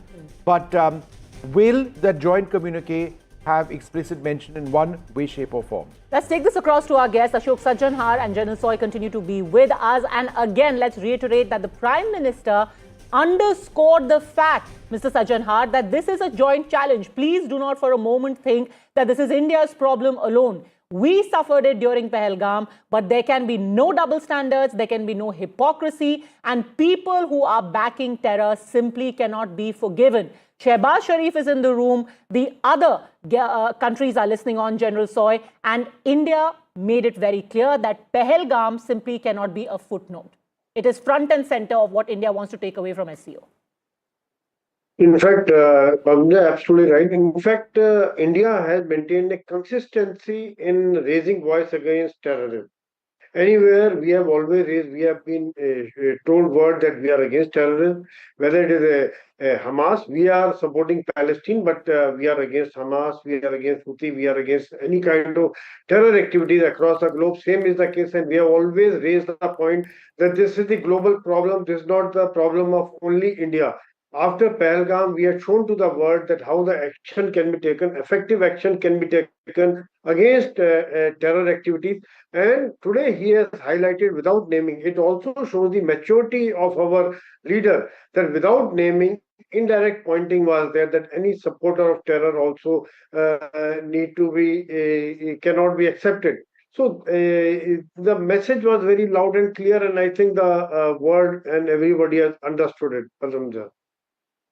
Absolutely. And let's repeat for the benefit of our viewers again the very, very important points made vis-a-vis terrorism by Prime Minister Modi in his address. And I repeat, he says, India has borne the brunt of terrorism for 4 decades. We saw the worst side of it in Pahalgam. It's a joint challenge for humanity. There will be no double standards tolerated in the fight against terrorism, and we have to say clearly that there will be no compromise on terrorism. And the most important part, can open support for terrorism by some countries ever be acceptable? Almost nudging Shiv, all the other member countries to say, listen, this is going to come and bite you sooner rather than later. And if there is here somebody in the room openly supporting terror, can you accept the hypocrisy? Can you accept that silence? You know, and not for the first time. Let's be very clear. India has been in this position before. It's a familiar position where we're having to remind the world that terrorism is not country specific.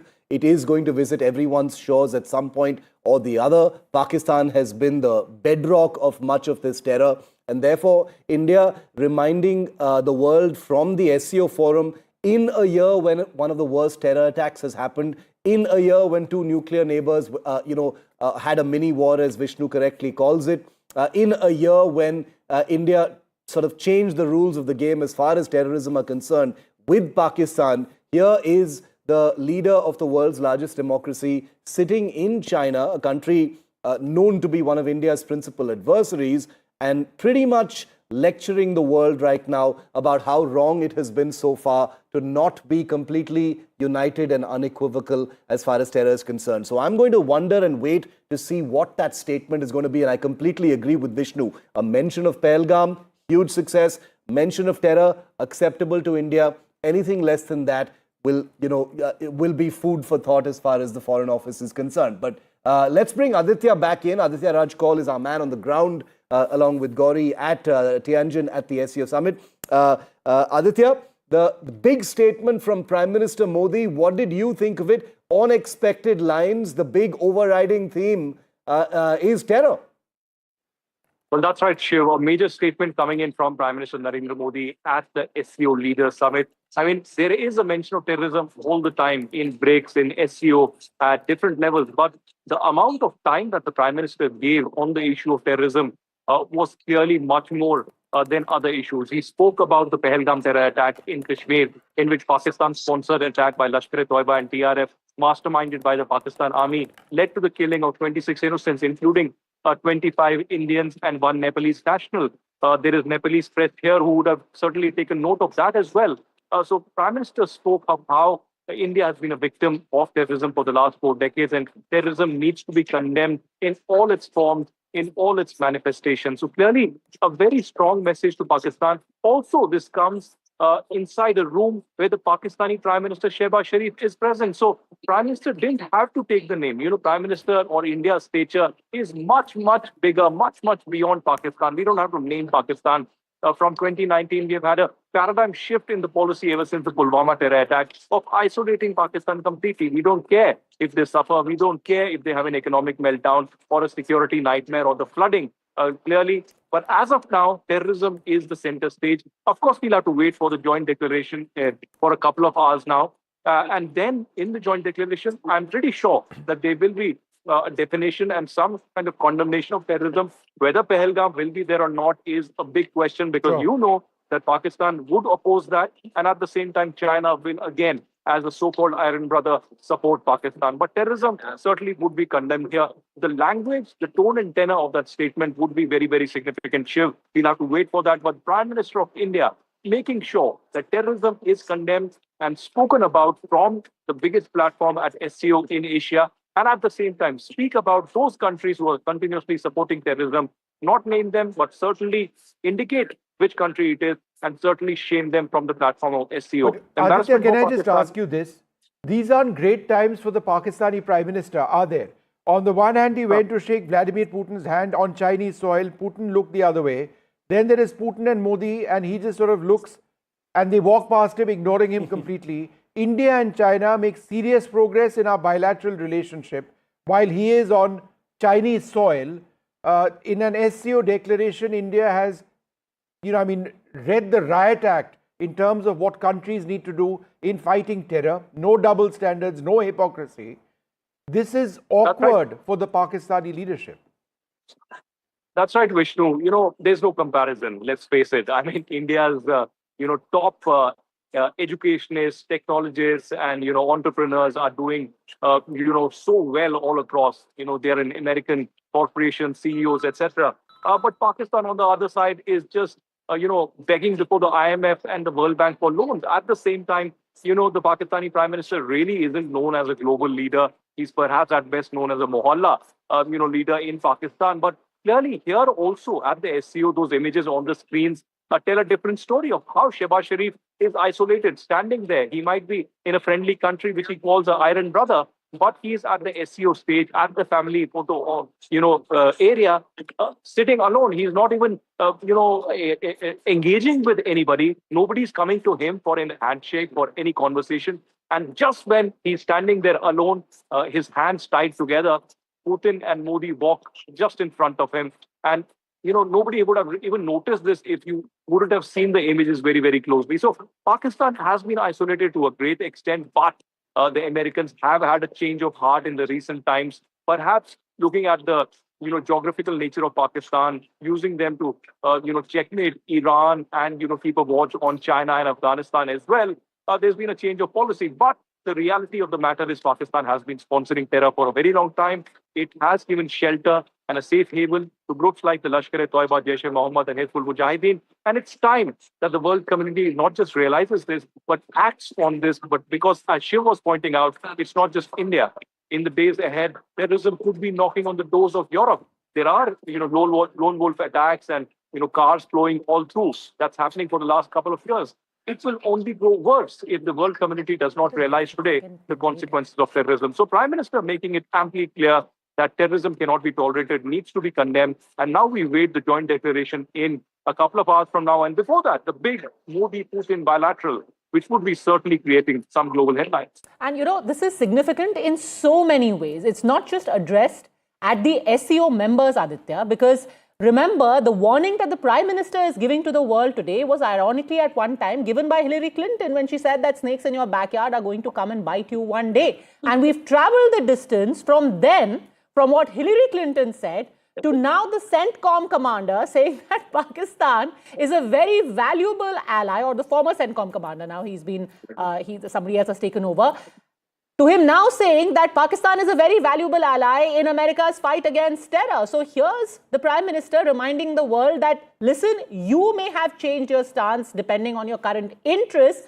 but Pakistan and its patronage to terror is exactly the same. They are exactly where they were at the time of Hillary Clinton. Padmaja, Americans love lecturing us on democracy. And when it comes to terrorism, they have this hypocrisy and duplicity. Just like you pointed out, in 2011, Hillary Clinton said this, snakes in the backyard, they are going to bite them someday. And that's what is happening. Today, you had reports now emerging from Balochistan in Buzdar. There have been some reports of attacks where, at least, it's not officially confirmed because ISPR never confirms it, but 37 Pakistan army soldiers have been killed. So they have been sheltering the Taliban, they've been sheltering Lashkar-e-Toiba, Jaish-e-Mohammed, and several other extremist terror organizations, which are creating perhaps a havoc for them. And there are rebel movements that are happening in KPK, in Balochistan, in Karachi, in different areas of Pakistan. And the civilians are upset. The civilians are raging, not just because of the bad security situation in Pakistan, but also from the economic meltdown. They do not have bread to eat. They do not have milk in their fridge. So Pakistan is suffering, but the global community needs to realize, especially the West, that this hypocrisy is not going to work. This kind of a false equivalence that they do. Recently, the Americans did that by banning TRF as a part of the Lashkar-e-Toiba, and then they banned the Majid Brigade of the Balochistan, which are two different entities, and one is a rebel group and one is a terror organization that has been sanctioned by the United Nations and the US. So this duplicity is out and open, but much more on terrorism, certainly at the SC. The crucial point also is, before we move on to the Modi-Putin bilateral, the important issue right now is that the Prime Minister has spoken very clearly as far as terror is concerned. The big uncertainty now is, what's on Xi Jinping's mind? There are obvious contradictions in China's track record in terms of Pakistani terror concerned. But given this new alignment with India, and the pressure on both countries to come together in the face of a sort of common challenge from Trump. Are you getting the sense from there in Tianjin that China is willing to, go the distance as far as terror is concerned? Well, there is certainly a realignment. There is certainly a thought in the room that there needs to be a change of thought process. There needs to be a change of diplomacy, and the dialogue in diplomacy needs to continue, especially between Beijing and New Delhi. But Shiv, one needs to also realize here that there is a huge trust deficit, and that cannot get over unless there is, some walk the talk that China really does. It hasn't been. There are tall words and commitments coming in, but not much has happened in Eastern Ladakh.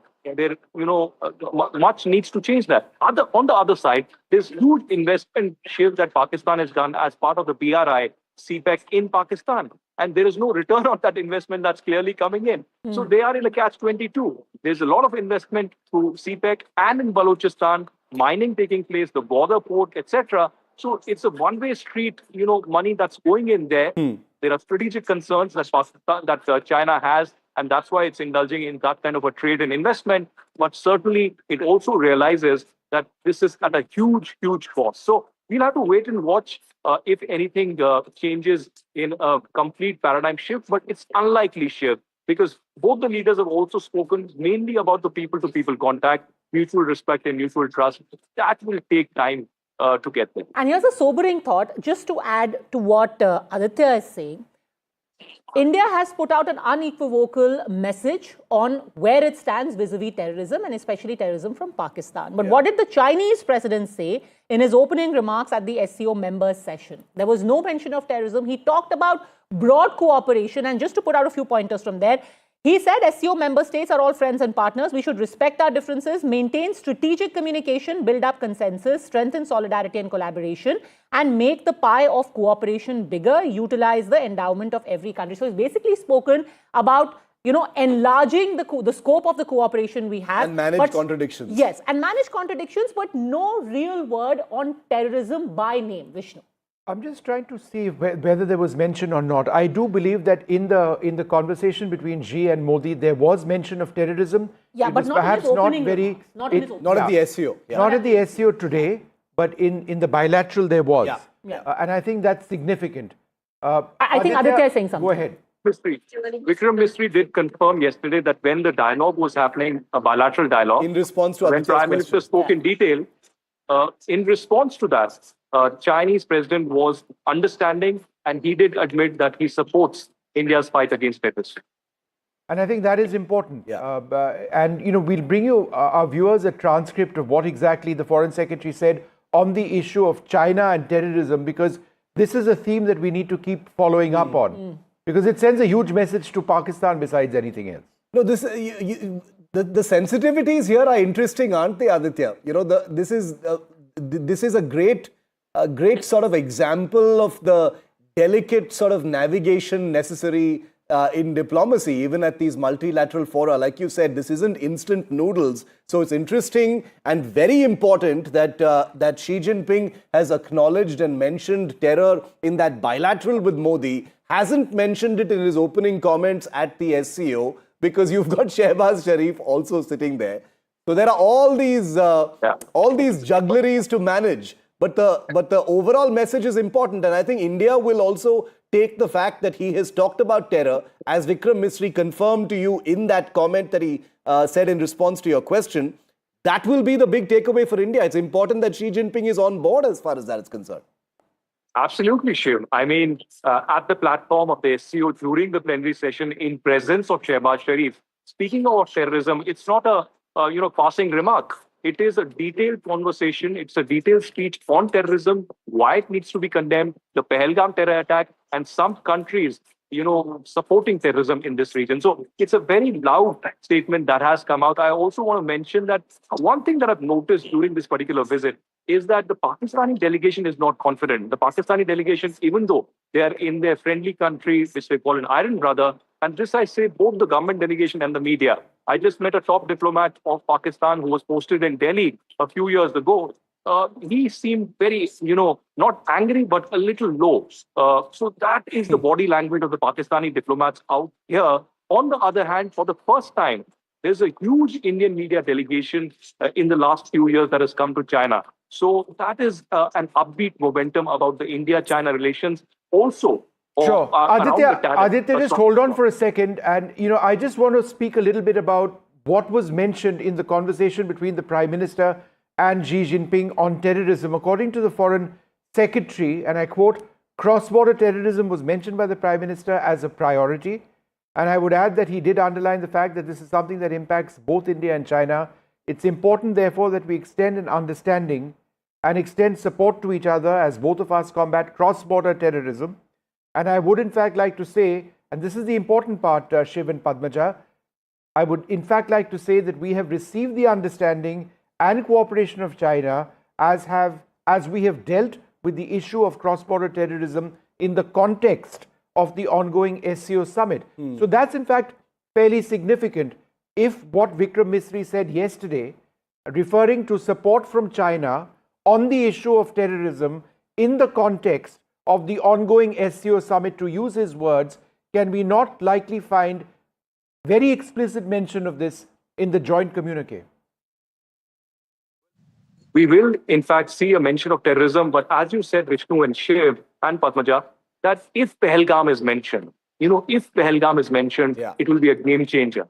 It will be a game changer in the form the policy is adopted. It will be a game changer in the way the perception really changes towards China, and will pave a way for a new level of dialogue between India and China as well. Till now, we've seen a false equivalence between terrorism by Pakistan and Kashmir to what's happening in Balochistan. That's not acceptable to India. You need to condemn terrorism. There cannot be good terror and bad terror.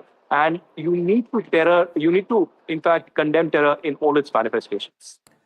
Okay, I believe Ambassador Javed Ashraf has joined us live as well. And General Soy wanted to make a point about this. Let's just, for the benefit of our viewers who are joining us at the top of 10 a.m. on this special coverage right here on NDTV 24/7, remind you that a big statement has been made by the Indian Prime Minister at SCO vis-a-vis terrorism and Pahalgam in particular, where Prime Minister Modi, in just about 7 to 8 points, called out Pakistan, showed it the mirror, never named it. But remember, Shehbaz Sharif was in that room where Prime Minister Modi said, we saw the ugliest face of terrorism in what happened in Pahalgam. We have borne the brunt of it for 4 decades, but this is a shared challenge. The world needs to confront terrorism.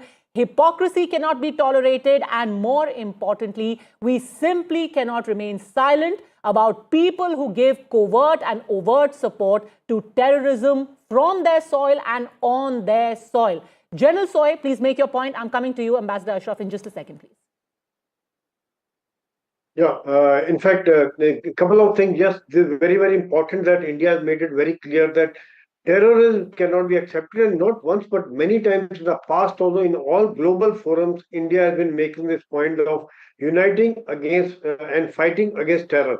And yes, because this is going to affect the whole world. When we destroyed the terrorist camp in Pakistan, it actually indirectly helped the world because they could have caused damage anywhere in the world. Second thing about what Aditya had mentioned, I wanted to add that, and which we were discussing, that Pakistan will remain a major hurdle between improving or ultimately India and China becoming strategic partner.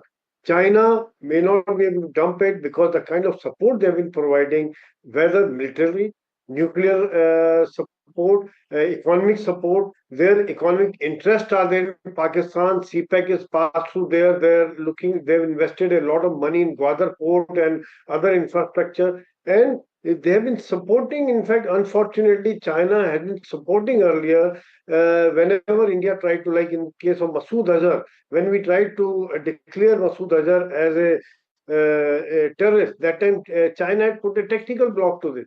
Now, with the change of language in China, that joint statement, when we discussed with Prime Minister Modi that they would be supporting the fight against terrorism, it is definitely a shift in their stand in as far as India is concerned. Sure. And if this kind of statement comes, it will be a major breakthrough for India. It'll be And massive. yes, It'll be massive. And that's the straight question I want to take across to Ambassador Javed Ashraf. Do you think, sir, given the strong stand, the strong statement made by the Indian Prime Minister, the fact that this was brought up in the bilateral between Xi Jinping and Prime Minister Modi yesterday, there is a likelihood that Pahalgam, maybe Pahalgam, but at least terrorism, cross-border terrorism, could find explicit mention in the joint communique eventually? Well, Padmaja, first of all, good morning to you and to your colleagues. Good morning, sir. I think we sometimes have this, we are prone to a lot of mood swings and emotional responses from the euphoria in January of Trumpian era to now this kind of absolute huge surge of optimism about the relationship being or realignments here. That is perhaps we set up ourselves into traps and into future disappointments. That's the first point I wanted to make, and I've been watching it. I don't think the government does it. A large part of it arises in the media and in the public domain, as though to see this engagement in Tanjin as some sort of a rebound as a result of US rebuff is neither correct nor desirable. It is not correct because the process of engagement in SCO and efforts to find a normalized, stable relationship with China has been going on since 2014. There have been ups and downs, there have been conflicts, but remember 2014, 2015, 2018, 2019, and this. And much of what was said yesterday by the two leaders is no different from what has been said before.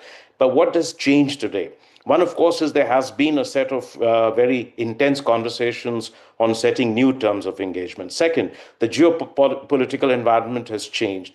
China has its own internal preoccupations and external turbulence. We have a similar set of challenges in the new era. And both of us have ambitions for national transformation, continuing growth. How can we align? How can we build trust? How can we align vision? How can we convey to each other there are activities that each country's rise is not inimical or is not threatening to the other? These will be the foundations. Rest becomes an issue of details. And whether it's at the regional level, a global level, or the bilateral challenges we have, this is going to be a long, patient haul. I wanted to make this point because, this is, we can cling on to straws of words on terrorism. Now, India has always been categorical, very strong in statements on terrorism. There has been no platform, including in the UN, where we haven't been, and this Prime Minister in particular has been extremely clear. Now, the question is that most countries, almost all countries, everyone will have condemned terrorism as a matter of principle. Where does the challenge lie? In causality, in source of terrorism, implication of Pakistan as a sponsor of terrorism, and the nature of cooperation that follows as a result, both operational, diplomatic, and political, which will enable us to create more space to challenge Pakistan on terrorism.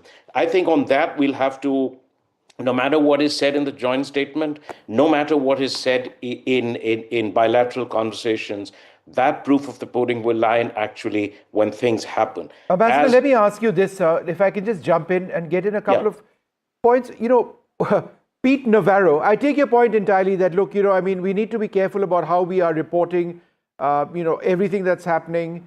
The excitement needs to be curtailed, and we need to understand that there's a lot of gray over here. There are ups and downs, positives, but we need to be mindful of the future and what may or may not happen. That said, Pete Navarro escalating his attack by saying something as ludicrous as Brahmins are profiteering from Russian oil, that's his latest remark. Where does that leave the relationship with America? Is it wise for me to say that, look, New Delhi will wait out for the Trump era to be over? Or do you actually see this war of words resulting in a significant decline in that strategic relationship?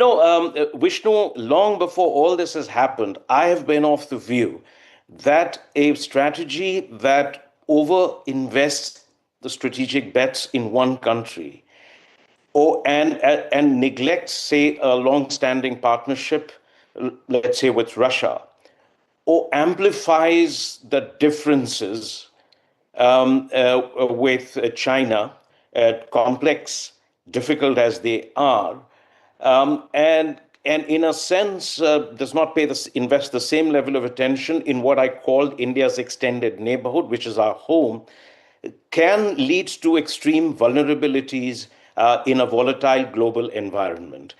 Trumpism is here to stay. It will be defining Republic. You may have, I've said that to Padmaja, that Navarro is a kind of a person who must be using equally foul language in private lives, and as someone who is best ignored, but the message he's conveying, it is a political message that is being repeatedly driven to us. First, they have upended everything in the United States. And it remains to be seen whether US influence power in the world remains, because at this point of time, they are driving a deep wedge in the transatlantic relationship. Along with blaming us, they're now blaming Europe for having prolonged this war. Their relations with China would remain fraught. You've seen that with Australia, they're reviewing the relationship on AUKUS, which was in any case one-sided. Japan canceled its 2+2 meeting. With Korea, they've followed a very extractive partnership. So all of these things would lead, one, which I've said earlier also, to two things. One, that there will be much greater level of engagement among countries in the Indo-Pacific region. And second, there will be an effort of accommodation towards China, even for countries that have been deep and strong allies. Having said this, I wanted to point something about terrorism. You mentioned, Padmaja, about Hillary Clinton. Saying the snakes. But remember, US attitude on terrorism with regard to Pakistan has always been this. If Pakistan is helpful to the United States on its own challenges of terrorism, then it is quite prepared to overlook, other than cosmetic measures like listing of LET, listing of JEM, started in 2001, SGDN, etc., quite prepared to overlook. In 2001, they were quite prepared to declare Pakistan a rogue state. And then 9/11 happened, and then they told us, don't piggyback us. We have our own set of problems. I mean, when we had when we had Parliament attack on 13 December, we had Kaluchak massacre, you had shuttle diplomacy going back, telling us to restrain ourselves because they had interest in something, and Condoleezza Rice telling us, you need to give something to Musharraf so he can do more on terrorism. It is important, even at the best of times, never to lose sight of some ground realities. That's very important in diplomacy. So I just wanted to correct that picture. So we are, sorry.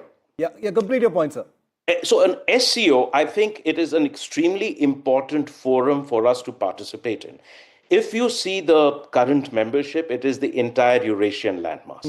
And I think if you look at India's history over millennia, there has been a constant process of engagement through trade, through conflict, through spiritual connections, through religion. You have Buddhist monks connecting all of Asia in a message of peace in the ancient era. And Prime Minister spoke about this when he addressed the Mongolian parliament in 2005, when he spoke about democracy, Buddhism in ancient century.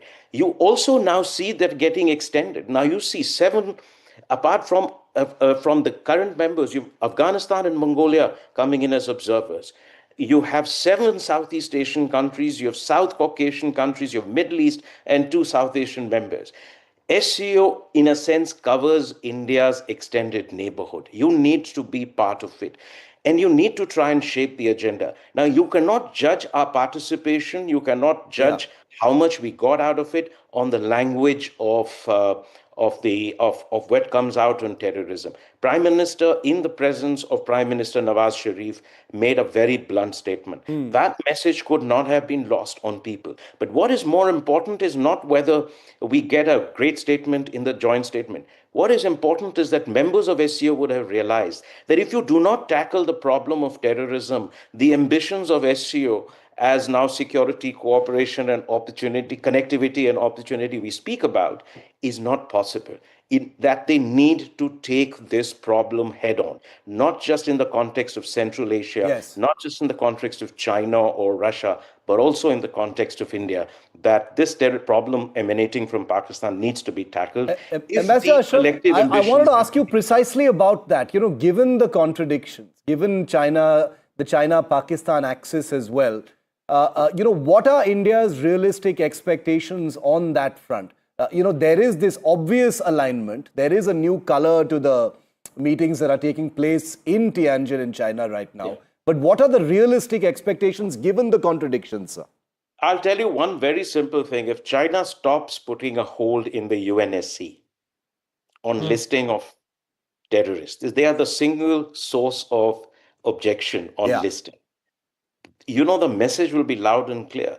When does Pakistan actually feel emboldened in its military adventurism and terrorism against India? When its relations with United States improves and it feels a high level of comfort and security in its relations with China, assured that China will be its backer in the UN.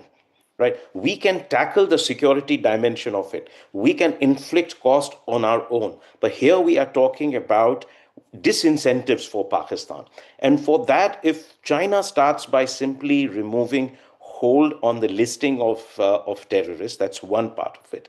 Second, if it sends a very clear and direct message, and I know at some stages it has done that, not because of us, but because it felt that insecurity and instability in Pakistan will have a direct impact on some of its most sensitive regions in Xinjiang, in Tibet, etc. But if China conveys that message privately, you will start seeing some effect on the ground. What we need is for them silently and quietly to start restricting that space. That's one part of it.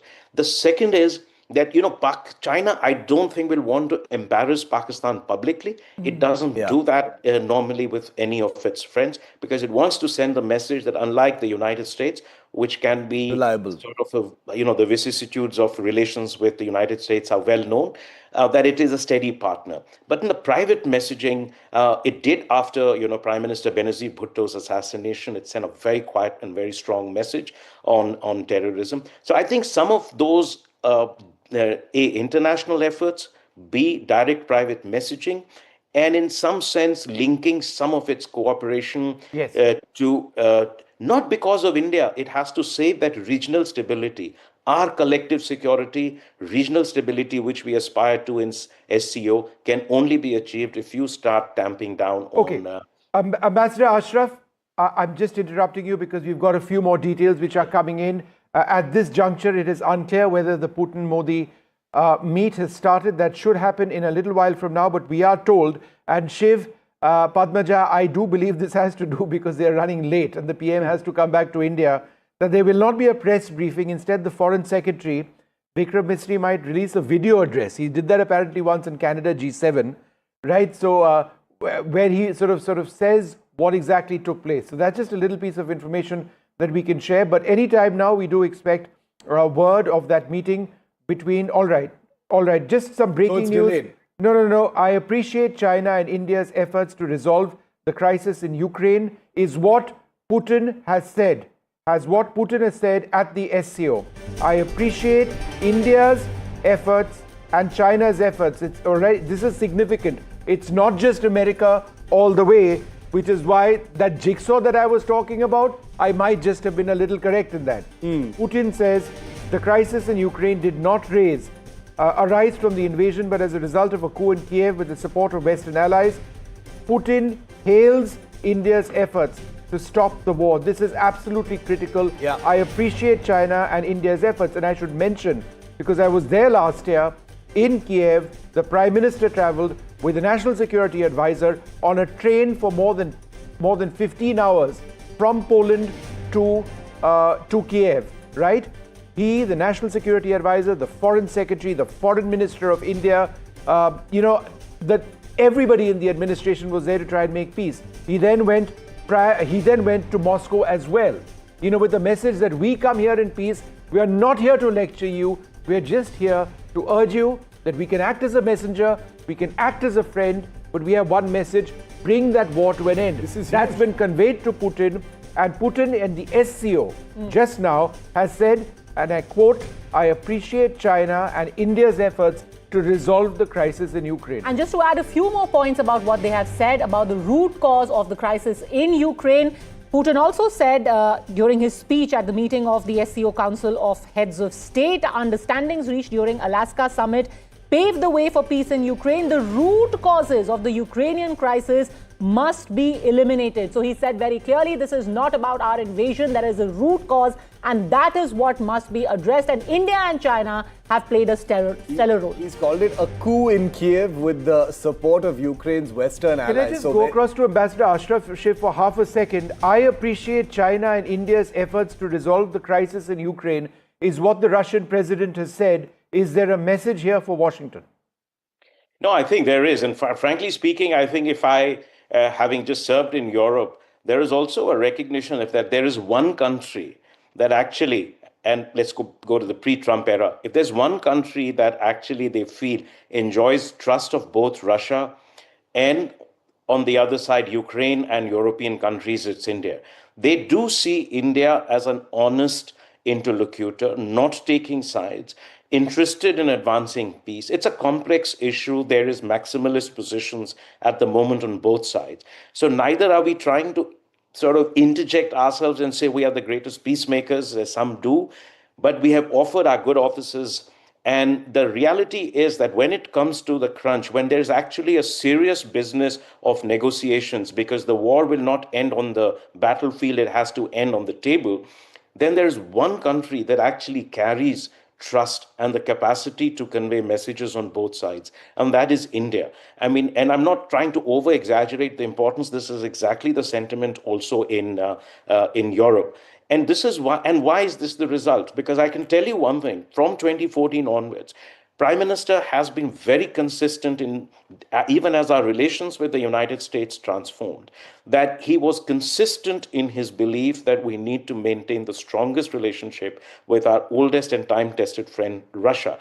Even though it didn't get the same level of attention, this relationship in public domain or in the media, but for him that has been, and that's something President Putin recognizes. It's a very strong chemistry and relationship of trust between the two leaders. And that is going to play a very important role. In the same way as I've said, that, you know, Prime Minister has never lost sight of the fact that we need to find a way forward in you know, solving our problems with China, and that we need to find a way in which we can work together because we can both reinforce each other's national transformation. And I think today, because of the changed environment, this is getting a lot more traction built on this. So I think what President Putin is saying is a recognition which has been also echoed by President Zelensky just a few days before in making a call to Prime Minister ahead of the SCO summit, reflects that in a very understated but in a very assured way, in a way which reflects deep trust across both sides of the divide, India is playing a role and can continue to do so in resolving this extraordinarily complex issue, which has its origins going back to You've said Trumpism is here to stay, but you know, what do Putin's words right now and this upcoming bilateral do to the frictions that we currently have with the United States? Do you think they'll have any effect?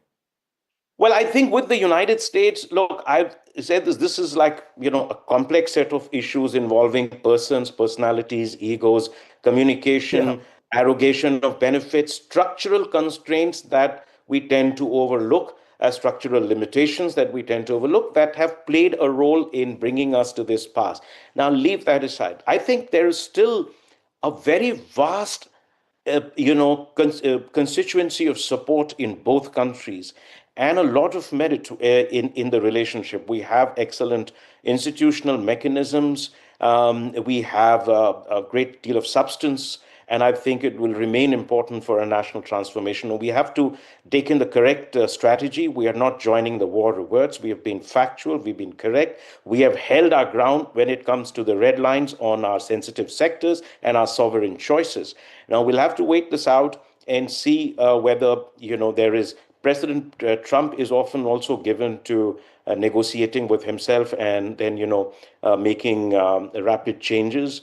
He can do that, but currently it is driven by so much self-generated anger and rage and irritation that it will take some effort on his part to calm down, and we remain open to negotiations and remain to engage. But I think that, I'll tell you something which I had mentioned in another context. It also depends on the president. 2014, if you remember, when Russia, and this is an anecdote I wanted to mention, when Russia invaded and annexed Crimea, we had supported Russia even then.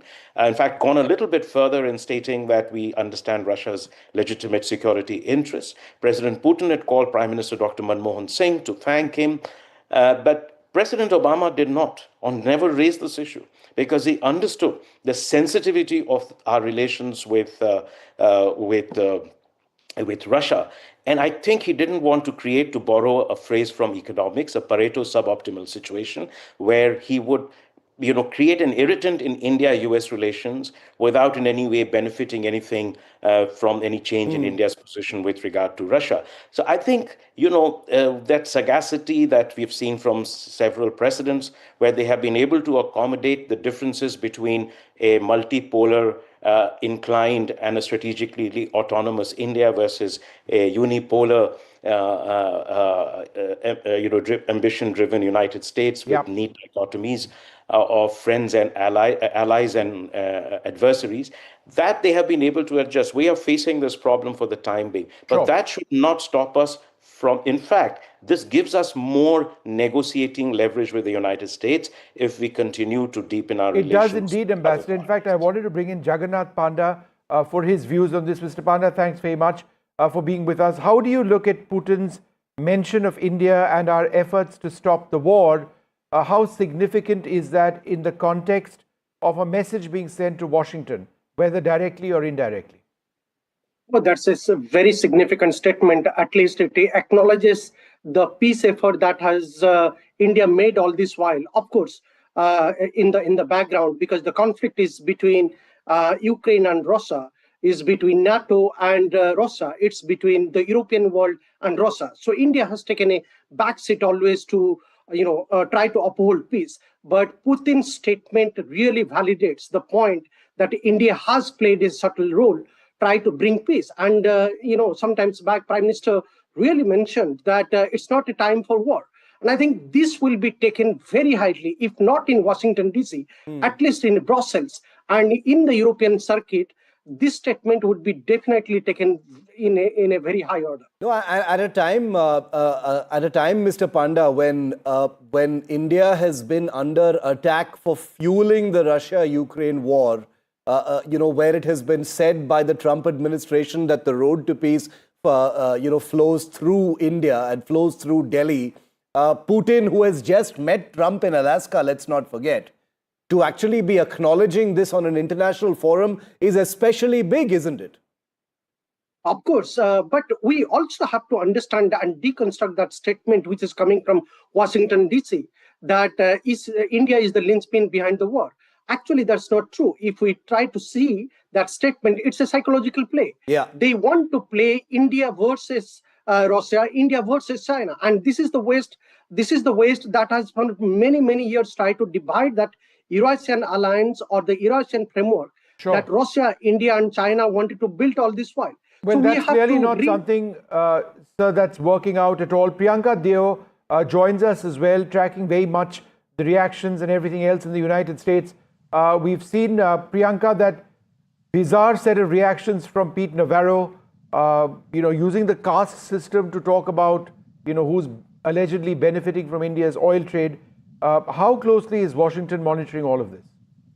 Very, very closely. And the statements have drawn tremendous criticism for being casteist as they single out a specific community in a complex sort of socioeconomic scenario. So these comments have sparked backlash for conflating trade and economic issues with India's caste system, or rather misinformation about India's caste system, raising, serious diplomatic and ethical concerns over the use of sort of divisive language in international policy discourse, right? But they do symbolize that if perhaps India does not comply, perhaps what Navarro was hinting at, maybe anti-India misinformation might be spread by the US. starting an info war in addition to a tariff war. So it's really important to note here that India's decision to purchase Russian oil and to continue to do so is a matter of its own national policy. And it's driven by considerations of energy security and economic interests. So the mainstream media's portrayal of this issue, if an info war should be started, lacks a lot of nuance, but Navarro might be hinting at that.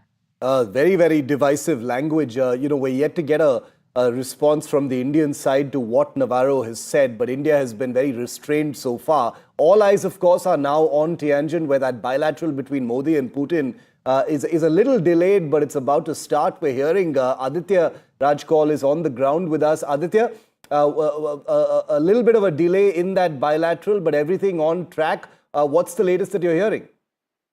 Well, the plenary session is over at the SCO Summit. The concluding remarks have been made by Xi Jinping, the Chinese president. We can confirm that the plenary of the SCO is finally over. All the leaders have given their statements already. We heard the Indian Prime Minister clearly speak about terrorism, about connectivity, and how SCO needs to come together.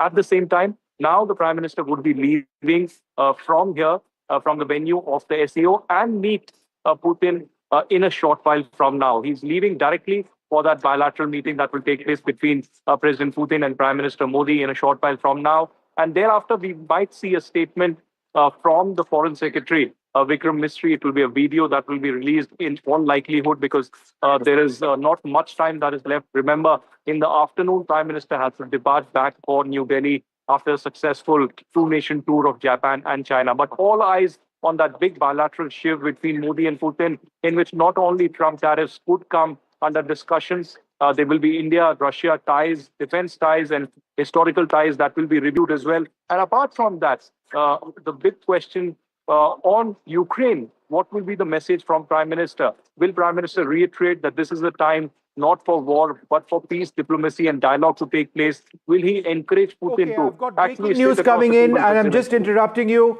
I've got an update from Tianjin, the highlights of the Tianjin Declaration. There's a very strong stance against terrorism. The member states have strongly condemned the terrorist attack in Pahalgam on the 22nd of April 2025. They've expressed their deepest sympathy and condolences to the families of the dead and the wounded. They further stated that perpetrators, organizers, and sponsors of such attacks must be brought to justice. The member states, while reaffirming their firm commitment to the fight against terrorism, separatism, and extremism, stress the inadmissibility of attempts to use terrorist, separatist, and extremist groups for mercenary purposes. It doesn't get stronger than this, Shiv. They recognize the leading role of sovereign states and their competent authorities in countering terrorist and extremist threats. The member states strongly condemn terrorism in all its forms and manifestations, stress that double standards in the fight against terrorism are unacceptable, call on the international community to combat terrorism, including cross-border movement of terrorists, They've recognized India's declarations, but I just want to go to that first point. Pahalgam, the first line. The first point, I'm repeating that 1 second. There are lots of other points equally important. A strong stance against terrorism. The member states strongly condemned the terrorist attack in Pahalgam on the 22nd of April 2025. This is an unofficial translation of the final Tianjin Declaration. This is huge. The member states strongly condemn the terrorist attack in Pahalgam on the 22nd of April 2025. 6 points in the Tianjin Declaration, directly and explicitly echoing India's concerns on terror. This is, and I'm going to say this right off the bat before we get in even more details from that detailed statement, that this is a big success for India at the Shanghai Cooperation Organization. Terrorism becoming a big theme in that statement from Tianjin. This is the Tianjin Declaration that we're talking about, that the member states have taken a strong stance, as Vishnu said, against terrorism. There is a full alignment, and this is being seen already, and we can confirm as a big win for India.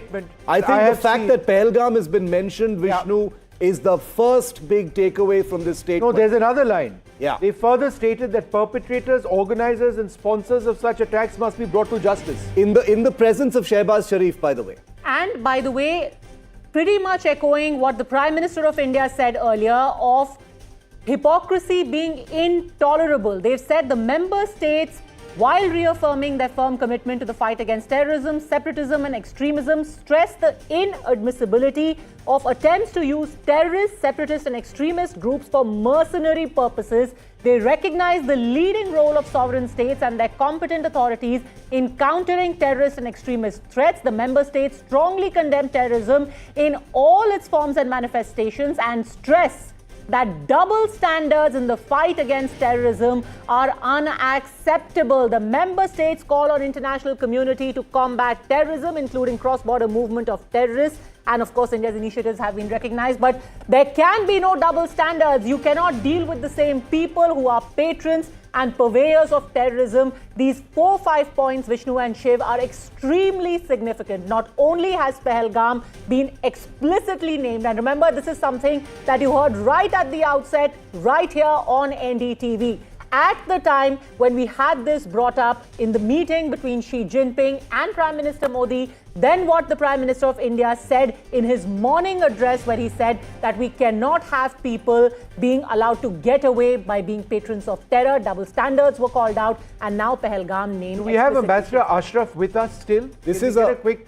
Okay, we don't have. We don't have Ambassador Ashraf, but this is a six-front splash as far as Indian foreign policy is concerned. I don't think this was something that anyone expected. We did expect that terror would be reflected in this Tianjin declaration, but for Pahalgam to be mentioned explicitly, the date of the terror attack, the joint declaration as far as strongly condemning Pahalgam, that the attack sponsors need to be brought to justice is, I'm going to go ahead and say it, there is no gray area here. We've been talking about gray areas all morning.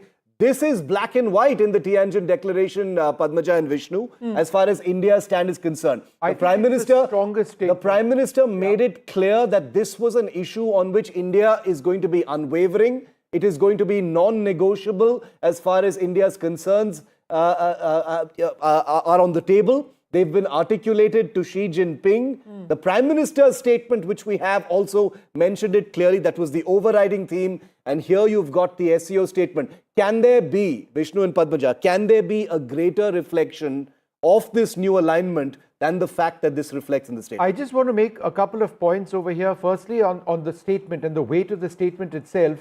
This comes as, these are highlights in the Tianjin declaration. This is as strong a statement against terrorism as we've seen in any international fora.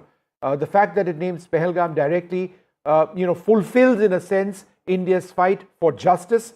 But there is so much more in the statement which quite clearly indicates, and this is a snub on Pakistan in a way in which, like never before.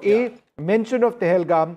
Secondly, SCO members further stated that perpetrators, organizers and sponsors of such attacks must be brought to justice. This is a call on Pakistan to bring those responsible to justice, because there's no ambiguity on where Pahalgam came from, where it originated. And look how illustrative these images are that are playing right now as we timed it perfectly. As we break this news here on NDTV First, Vishnu and Padmaja. It's incredible because it's pretty much depicting what happened.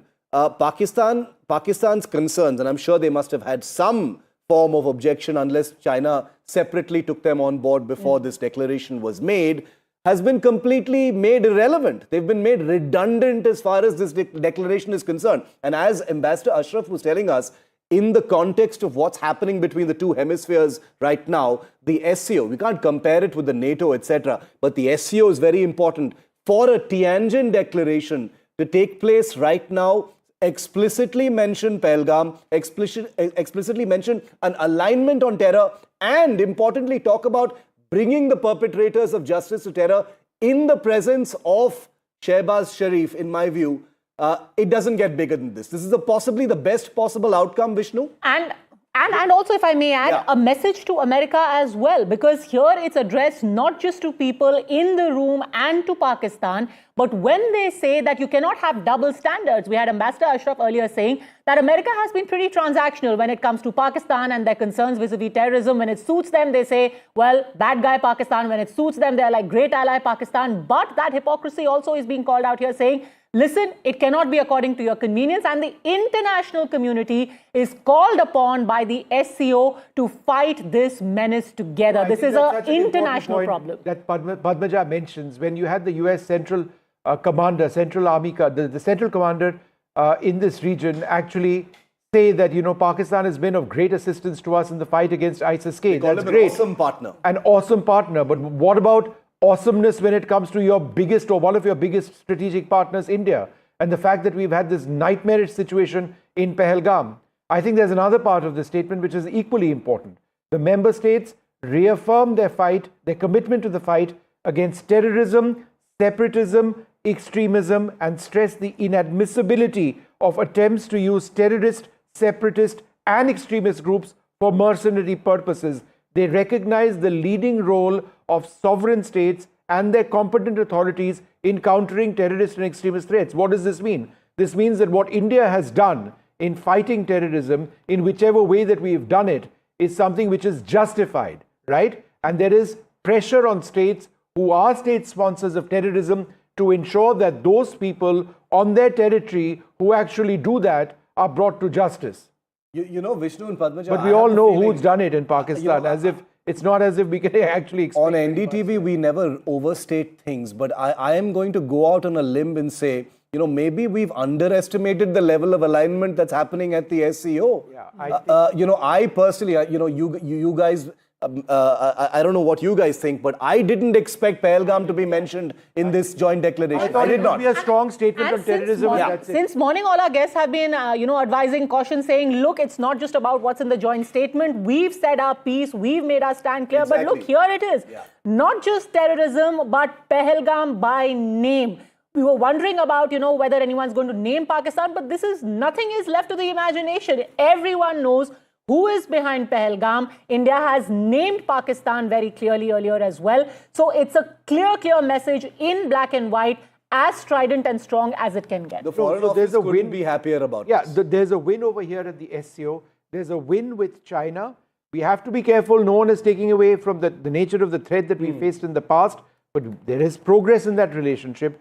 And I would presume there'd be progress in the relationship with Russia as well, because there is that meeting with President Putin, which is expected next. That's what we are told right now. Guys, is there a catch in the statement anywhere? Vishnu and Padmaja are pouring through that statement. The skeptic in me is wondering whether there's an Easter egg somewhere buried in there, because this is almost too good to be true as far as India's concerns are, have to do on the table. The fact is, Pahalgam being mentioned, bringing the perpetrators being mentioned, double standards being mentioned, those who've taken different stances in the past on terror are concerned. There is a very, very strong message, as Padmaja rightly said, to the United States in this. There is a very strong message here to, to the European Union as well, which has prevaricated on Pakistani terror. But you've got China, which is Pakistan's main sponsor state, being part of this joint declaration, and that makes this perhaps the biggest multilateral statement in recent memory. Certainly in the last decade, China has its own contradictions and hypocrisies when it comes to terror, but China, the host country another message for of America the SCO, being part of this declaration, mentioning Pahalgam and mentioning the perpetrators of terror in the presence of Shehbaz Sharif, is 100 on 100 as far as Indian foreign policy is concerned. There's something else which America would be concerned about buried inside this statement. I quote, the member states reaffirm the universality, indivisibility, interdependence, and interrelatedness of all human rights, as well as their commitment to respect human rights and fundamental freedoms, and oppose the application of double standards in human rights issues and interference in the internal affairs of other states under the pretext of protecting them. That's for Marco Rubio, I think. So there is that annual statement which comes out on religious freedoms in India, etc., etc. right? It's like, stay away. Yeah. You know, we will deal with whatever we have to, and that's what New Delhi has said all along. And this is a very obvious alignment for China, Russia, and India. You know, when it comes to these reports that come out from either the Pentagon or the State Department, as far as democratic institutions, protests, religious freedom, press freedom. These are annual irritations that come in. So it's interesting, Vishnu, that you should point out that that's been given place in this statement as well.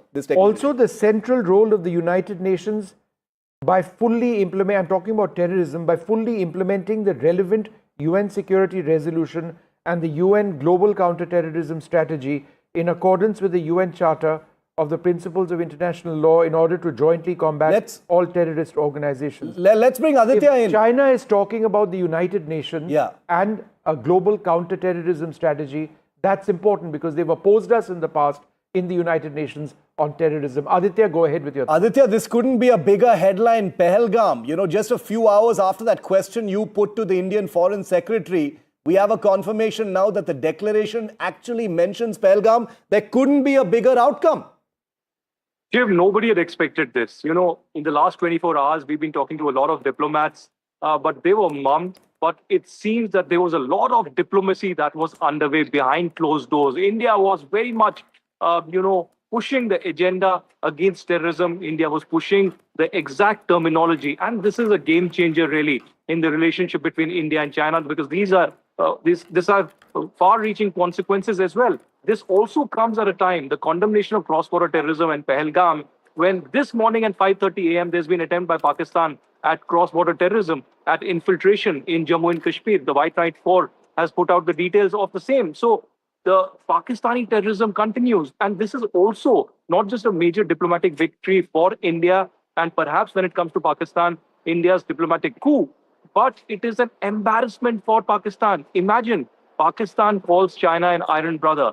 Pakistan Prime Minister Shehbaz Sharif, along with a huge delegation, arrives here in Tianjin, China, but they have to face this wrath of the statement of the declaration, which clearly condemns terrorism, but gives a very detailed answer to how terrorism needs to be condemned, how countries need to stand against terrorism in all its manifestations and forms, names the Pahalgam terror attack. And everybody in the world knows that the Pahalgam terror attack was the game plan of Asim Munir and the Pakistan army. It was a conspiracy of the Pakistani deep state, and that was followed by Operation Sindhu. So it's a massive embarrassment coming in for Pakistan. I don't know how Shehbaz Sharif or his entire entourage will really, go through this or bring in some kind of a justification, because, earlier there were some claims being made that if there is condemnation of Pahalgam attack, perhaps the Jafar Express attack in Balochistan might also be mentioned. But now Pahalgam has been mentioned,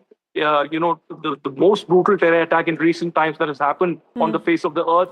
And the SCO is behind India on this. So that's clearly a game changer when it comes to also and absolutely no balancing act, no Jafar Express attack mentioned, and more importantly, the distinction being made that it's a responsibility not just of the SCO grouping, Aditya, but every sovereign state, their entire apparatus.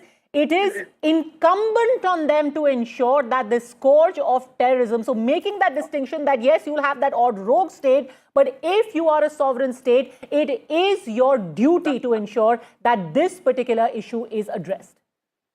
That's right. Perpetrators need to be brought to justice. As simple and as hard-hitting as it gets. Certainly, earlier statements, if you go through the SCO statements or the BRICS statements, there is a minor mention of terrorism. There's a minor mention of condemnation for terrorism. But this is perhaps for the first time that a 6-pointer detailed explanation and condemnation of terrorism has come in. And that's only at the request of India. India has been pushing its measures against terrorism, particularly in the context of Pakistan-sponsored terror. Lashkar-e-Toiba, Jaish-e-Mohammed, Hizbul Mujahideen, world's biggest terror organizations getting safe shelter and, of course, safe haven in Pakistan. Embarrassing for Pakistan, but are they, completely, against it? They are certainly not going to react in this manner. But certainly, Pakistan is used to it. Pakistan is used to global embarrassments. I mean, just like Shiv was pointing out of this visual that was coming on the screen of Shehbaz Sharif, standing alone at the SCO platform and nobody even going to him for shaking a hand.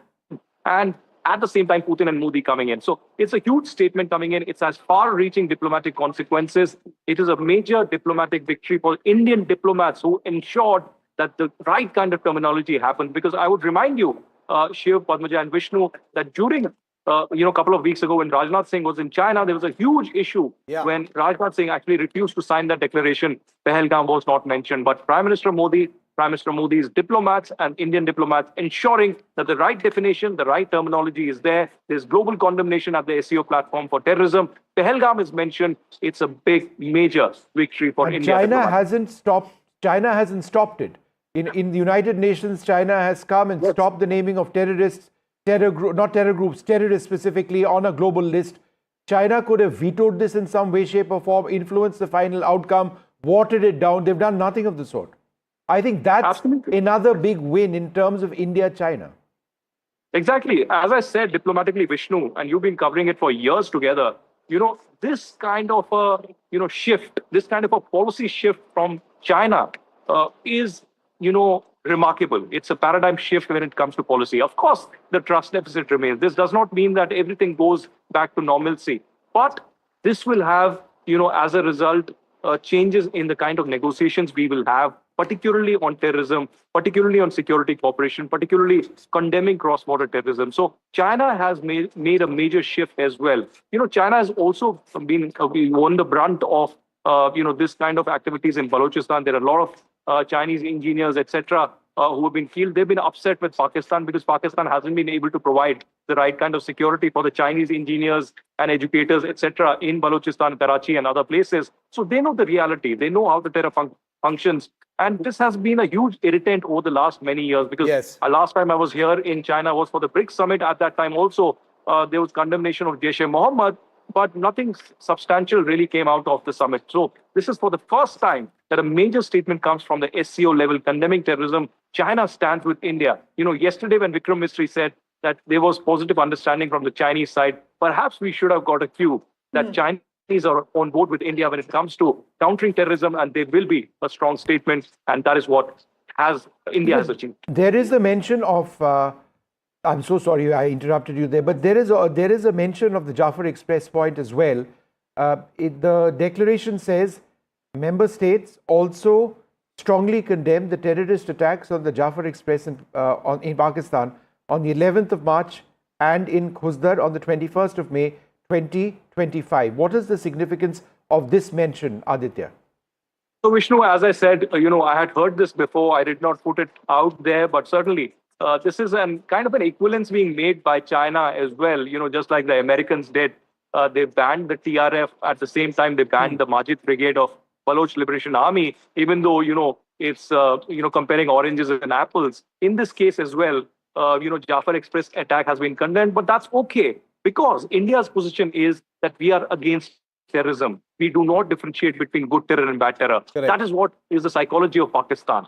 So we stand against terrorism. You condemn Jafar Express. That's okay. We also condemn that terrorism.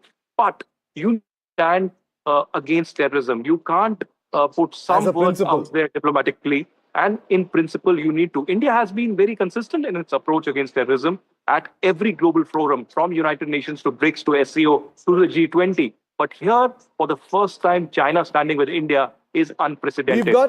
We've got new pictures just coming in of Prime Minister Modi and President Putin traveling in the same car, presumably towards their bilateral. This is the Russian beast. Yeah, this is in the beast. Are we sure this is the beast? No, it's the Russian beast. Vishnu's probably traveled in the beast. That's why he knows. But yeah, this is Prime Minister Modi and President Putin. Beast. Both sort of smiling in the Russian beast, headed towards the venue for their bilateral. Aditya, talk over these pictures. The bilaterals happening at the Prime Minister's hotel, the President's hotel. Where's it happening? It's happening, I think, at the Russian President's hotel, and that's where they are heading because there is paucity of time. The plenary session continued for a longer duration than it was planned, and that's why it seems a last-minute decision has been taken. And President Putin actually offered to Prime Minister Narendra Modi to, together visit the hotel for the bilateral, because during the time that they are in the car, they will get time to speak as well. That also speaks of the friendship and the bonhomie. In my mind comes the Alaska summit But that was not as friendly as these visuals really are, because at that time, Putin was in the beast as well with Trump. Alaska summit did not actually end up like Trump would have wanted. But this time, another visual from another part of the world where Prime Minister Narendra Modi is in fact accompanying President Putin for the bilateral, which will be beginning any moments now. We'll get those visuals also from the big bilateral, the big handshake between Putin and Modi taking place in a few minutes from now, where Ukraine crisis, and apart from that, trade tariffs and how to make India-Russia trade deals, defense partnership, and overall relationship to be taken to another level. So very, very incredible visuals of Trump, of Putin and Modi in his car coming, and anytime the bilateral should be beginning. Again, Vasudha Venugopal for more on that, but we are joined now by General Soy and Ambassador Veena Sekhri. Ma'am, your thoughts first on this particular picture. Every single thing that we've seen since morning, all the pictures, none of them a coincidence. The smiles, the little huddle of the three leaders together. Now this of the Prime Minister traveling in the Russian president's beast. What do you make of this? Your first thoughts when you see this, the little bit of a half smile on both their faces, the whole importance of them traveling together for their bilateral. Ambassador Sekhri.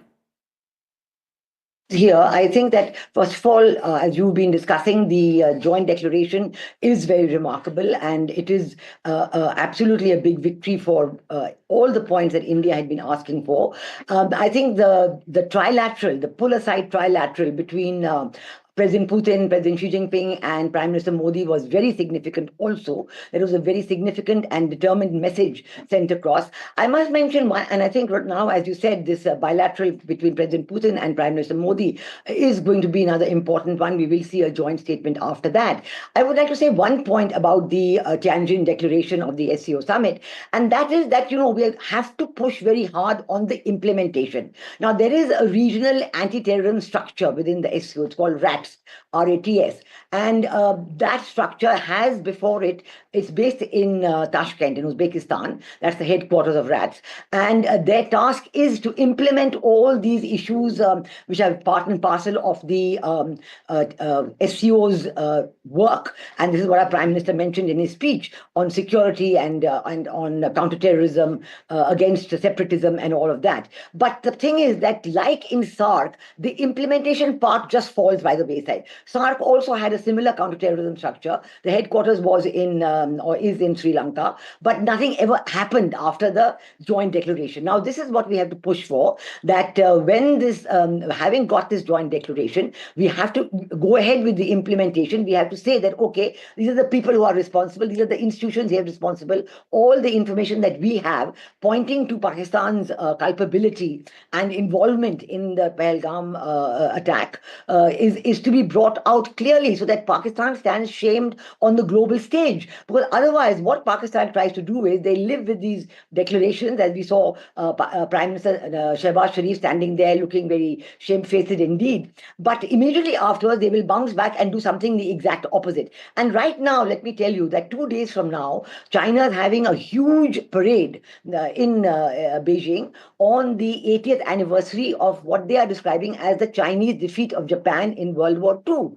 And there are only 2 countries invited for that parade, Pakistan and Nepal. So, one can imagine that I think what Shehbaz Sharif will do, I understand that at the SCO summit, he hasn't even got a meeting with President Xi Jinping. I think he's only met the Chinese Prime Minister. But certainly when he goes to Beijing, then he's going to try to make up for it and come up with statements which he thinks will show the Chinese support for Pakistan. So this is what we have to watch out for, the implementation. Unless that happens... Just a few months ago, sorry to interrupt you, ma'am, just a few months ago, because the contrast is so stark. A few months ago, we had an agreement which Rajnath Singh, the defense minister, refused to sign on because it made absolutely no mention of Pahalgam. And now not only has Pahalgam been named in the joint declaration, but you've also got an unequivocal condemnation and a call that its perpetrators, financiers should be brought to book. What do you think changed in the intervening months? I think in the intervening months, I think, I would say right from the meeting between President Xi Jinping and Prime Minister Modi in Kazan last year, the breakthrough has been coming gradually. There's been a thawing. There was a kind of the initial de-escalation at and the start of the patrolling at Dipsang and Dimchok. And then after that, when Foreign Minister Wang Yi came to India, I think that is when the consolidation of the de-escalation agreement on border management has been worked out. And building upon that, I think that the meeting between President Xi Jinping and Prime Minister Modi, where again our Prime Minister mentioned about cross-border terrorism and related issues. So I think this has been a gradual build-up. It's very important. I think it's very significant in the context of India's strategic autonomy and in the context of India's multi-alignment. It certainly is a very good response to what we are seeing from Peter Navarro, getting more and more apoplectic in the kind of verbal warfare he's launched against India, talking now about caste and so on, which is absolutely unacceptable. So I think that this is a build-up. Now we have to continue to build upon this. And I think the pull aside between the three leaders, President Xi Jinping, President Putin, and Prime Minister Modi, was very significant. I think we will be able to build upon it. Let us see what President Putin and Prime Minister Modi talk about in terms of the end to the Ukraine war. We know that President Zelensky has already telephoned Prime Minister Modi on this. So I hope that we will have something on that, pushing towards a breakthrough in the peace negotiations. And India's role in this, I think, can be significant. And I hope that there will be a definite outcome of that. But together with President Putin, if we can push for a strong implementation, if SCO can show the way to counter terror, because this is part of their original brief, counter terror, counter separatism, extremism, and point to the people who are doing exactly that. I think this will be a really, really something, a major breakthrough on the global stage, because then we can take this even to the UN, where we've always wanted to have a declaration, a convention on counterterrorism, but where even the definition of I just want to dwell on these pictures for just a moment because they are so compelling, Padmaja and Ambassador Sikri, because, I don't want to be facetious about a serious issue. These are very, very serious meetings that have a bearing on global security and global relations. But I'm going to go ahead and say, Padmaja, that India is providing Washington with so much content today to actually look through, whether it is the hugs and the handshakes, whether it is the walks past Shehbaz Sharif, whether it is the Tianjin declaration, whether it is these pictures of Modi and Putin beaming from the backseat of the beast. Hope somebody doesn't wake up and say the Brahmins were riding together in the beast. In the beast, right. No, I agree. I agree. No, Ambassador Sikri, I want to ask you specifically, how important are these images? Look, symbolism and messaging is everything. But, weeks after Trump's berating and scoldings on the India-Russia relationship, India is flexing right back. India is non-aligned. We take all relationships very seriously. We have radiated that with our conversations with both Zelensky and Putin. But this is India basically sending out a very clear message.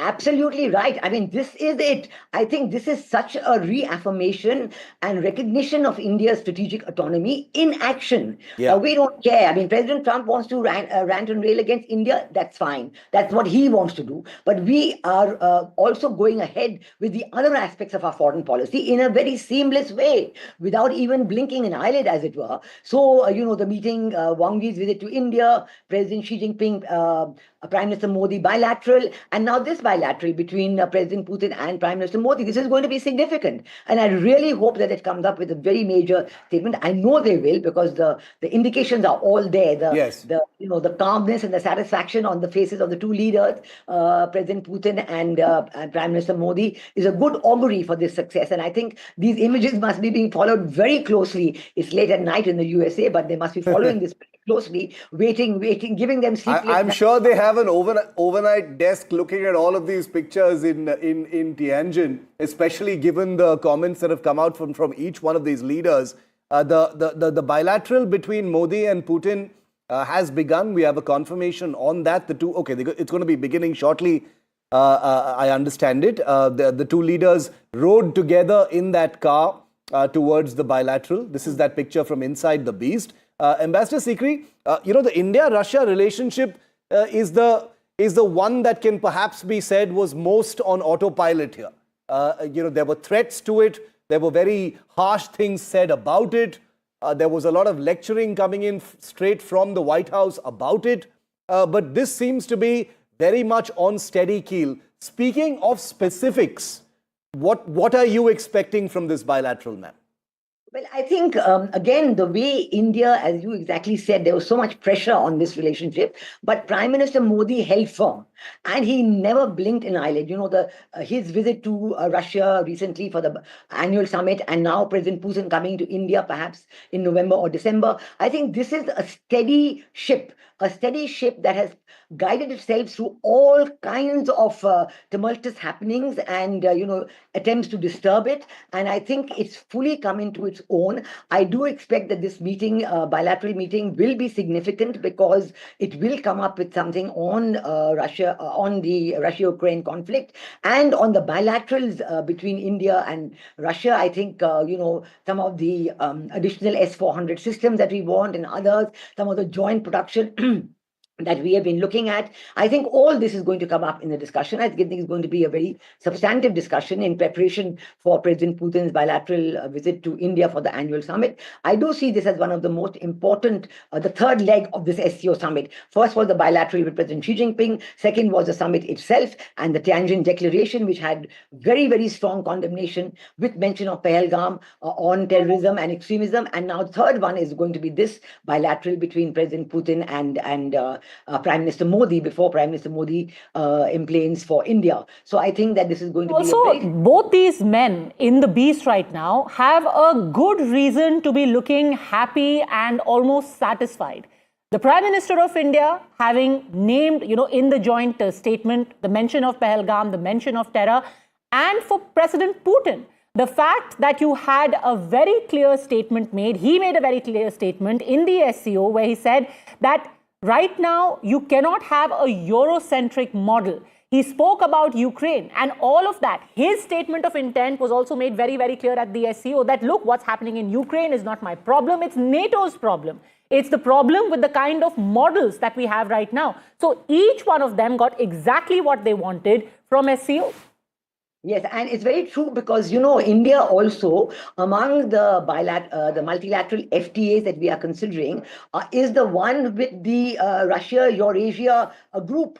Where they have the Central Asian republics and others in that group. So we are thinking of a FTA with them. We know that the North-South International Transport Corridor has made a lot of progress. There's a lot of commitment to it, and I think that's going to be eventually one of the most significant corridors of transportation, because right from St. Petersburg in the north, right up till Chabahar port in Iran, you're going to have a seamless multimodal transport mechanism for goods to come, and this is going to bypass all the areas, whether it is the Eastern Mediterranean, whether it is the Red Sea, etc., the Suez Canal, and it's going to actually have a very major impact on trade, and it's going to help a lot in boosting the trade, in boosting India's exports to Russia and to Central Asia, because we've always wanted to strengthen our trade with Central Asia in a substantive way, but connectivity, which our Prime Minister spoke about in his speech at the SCO Summit,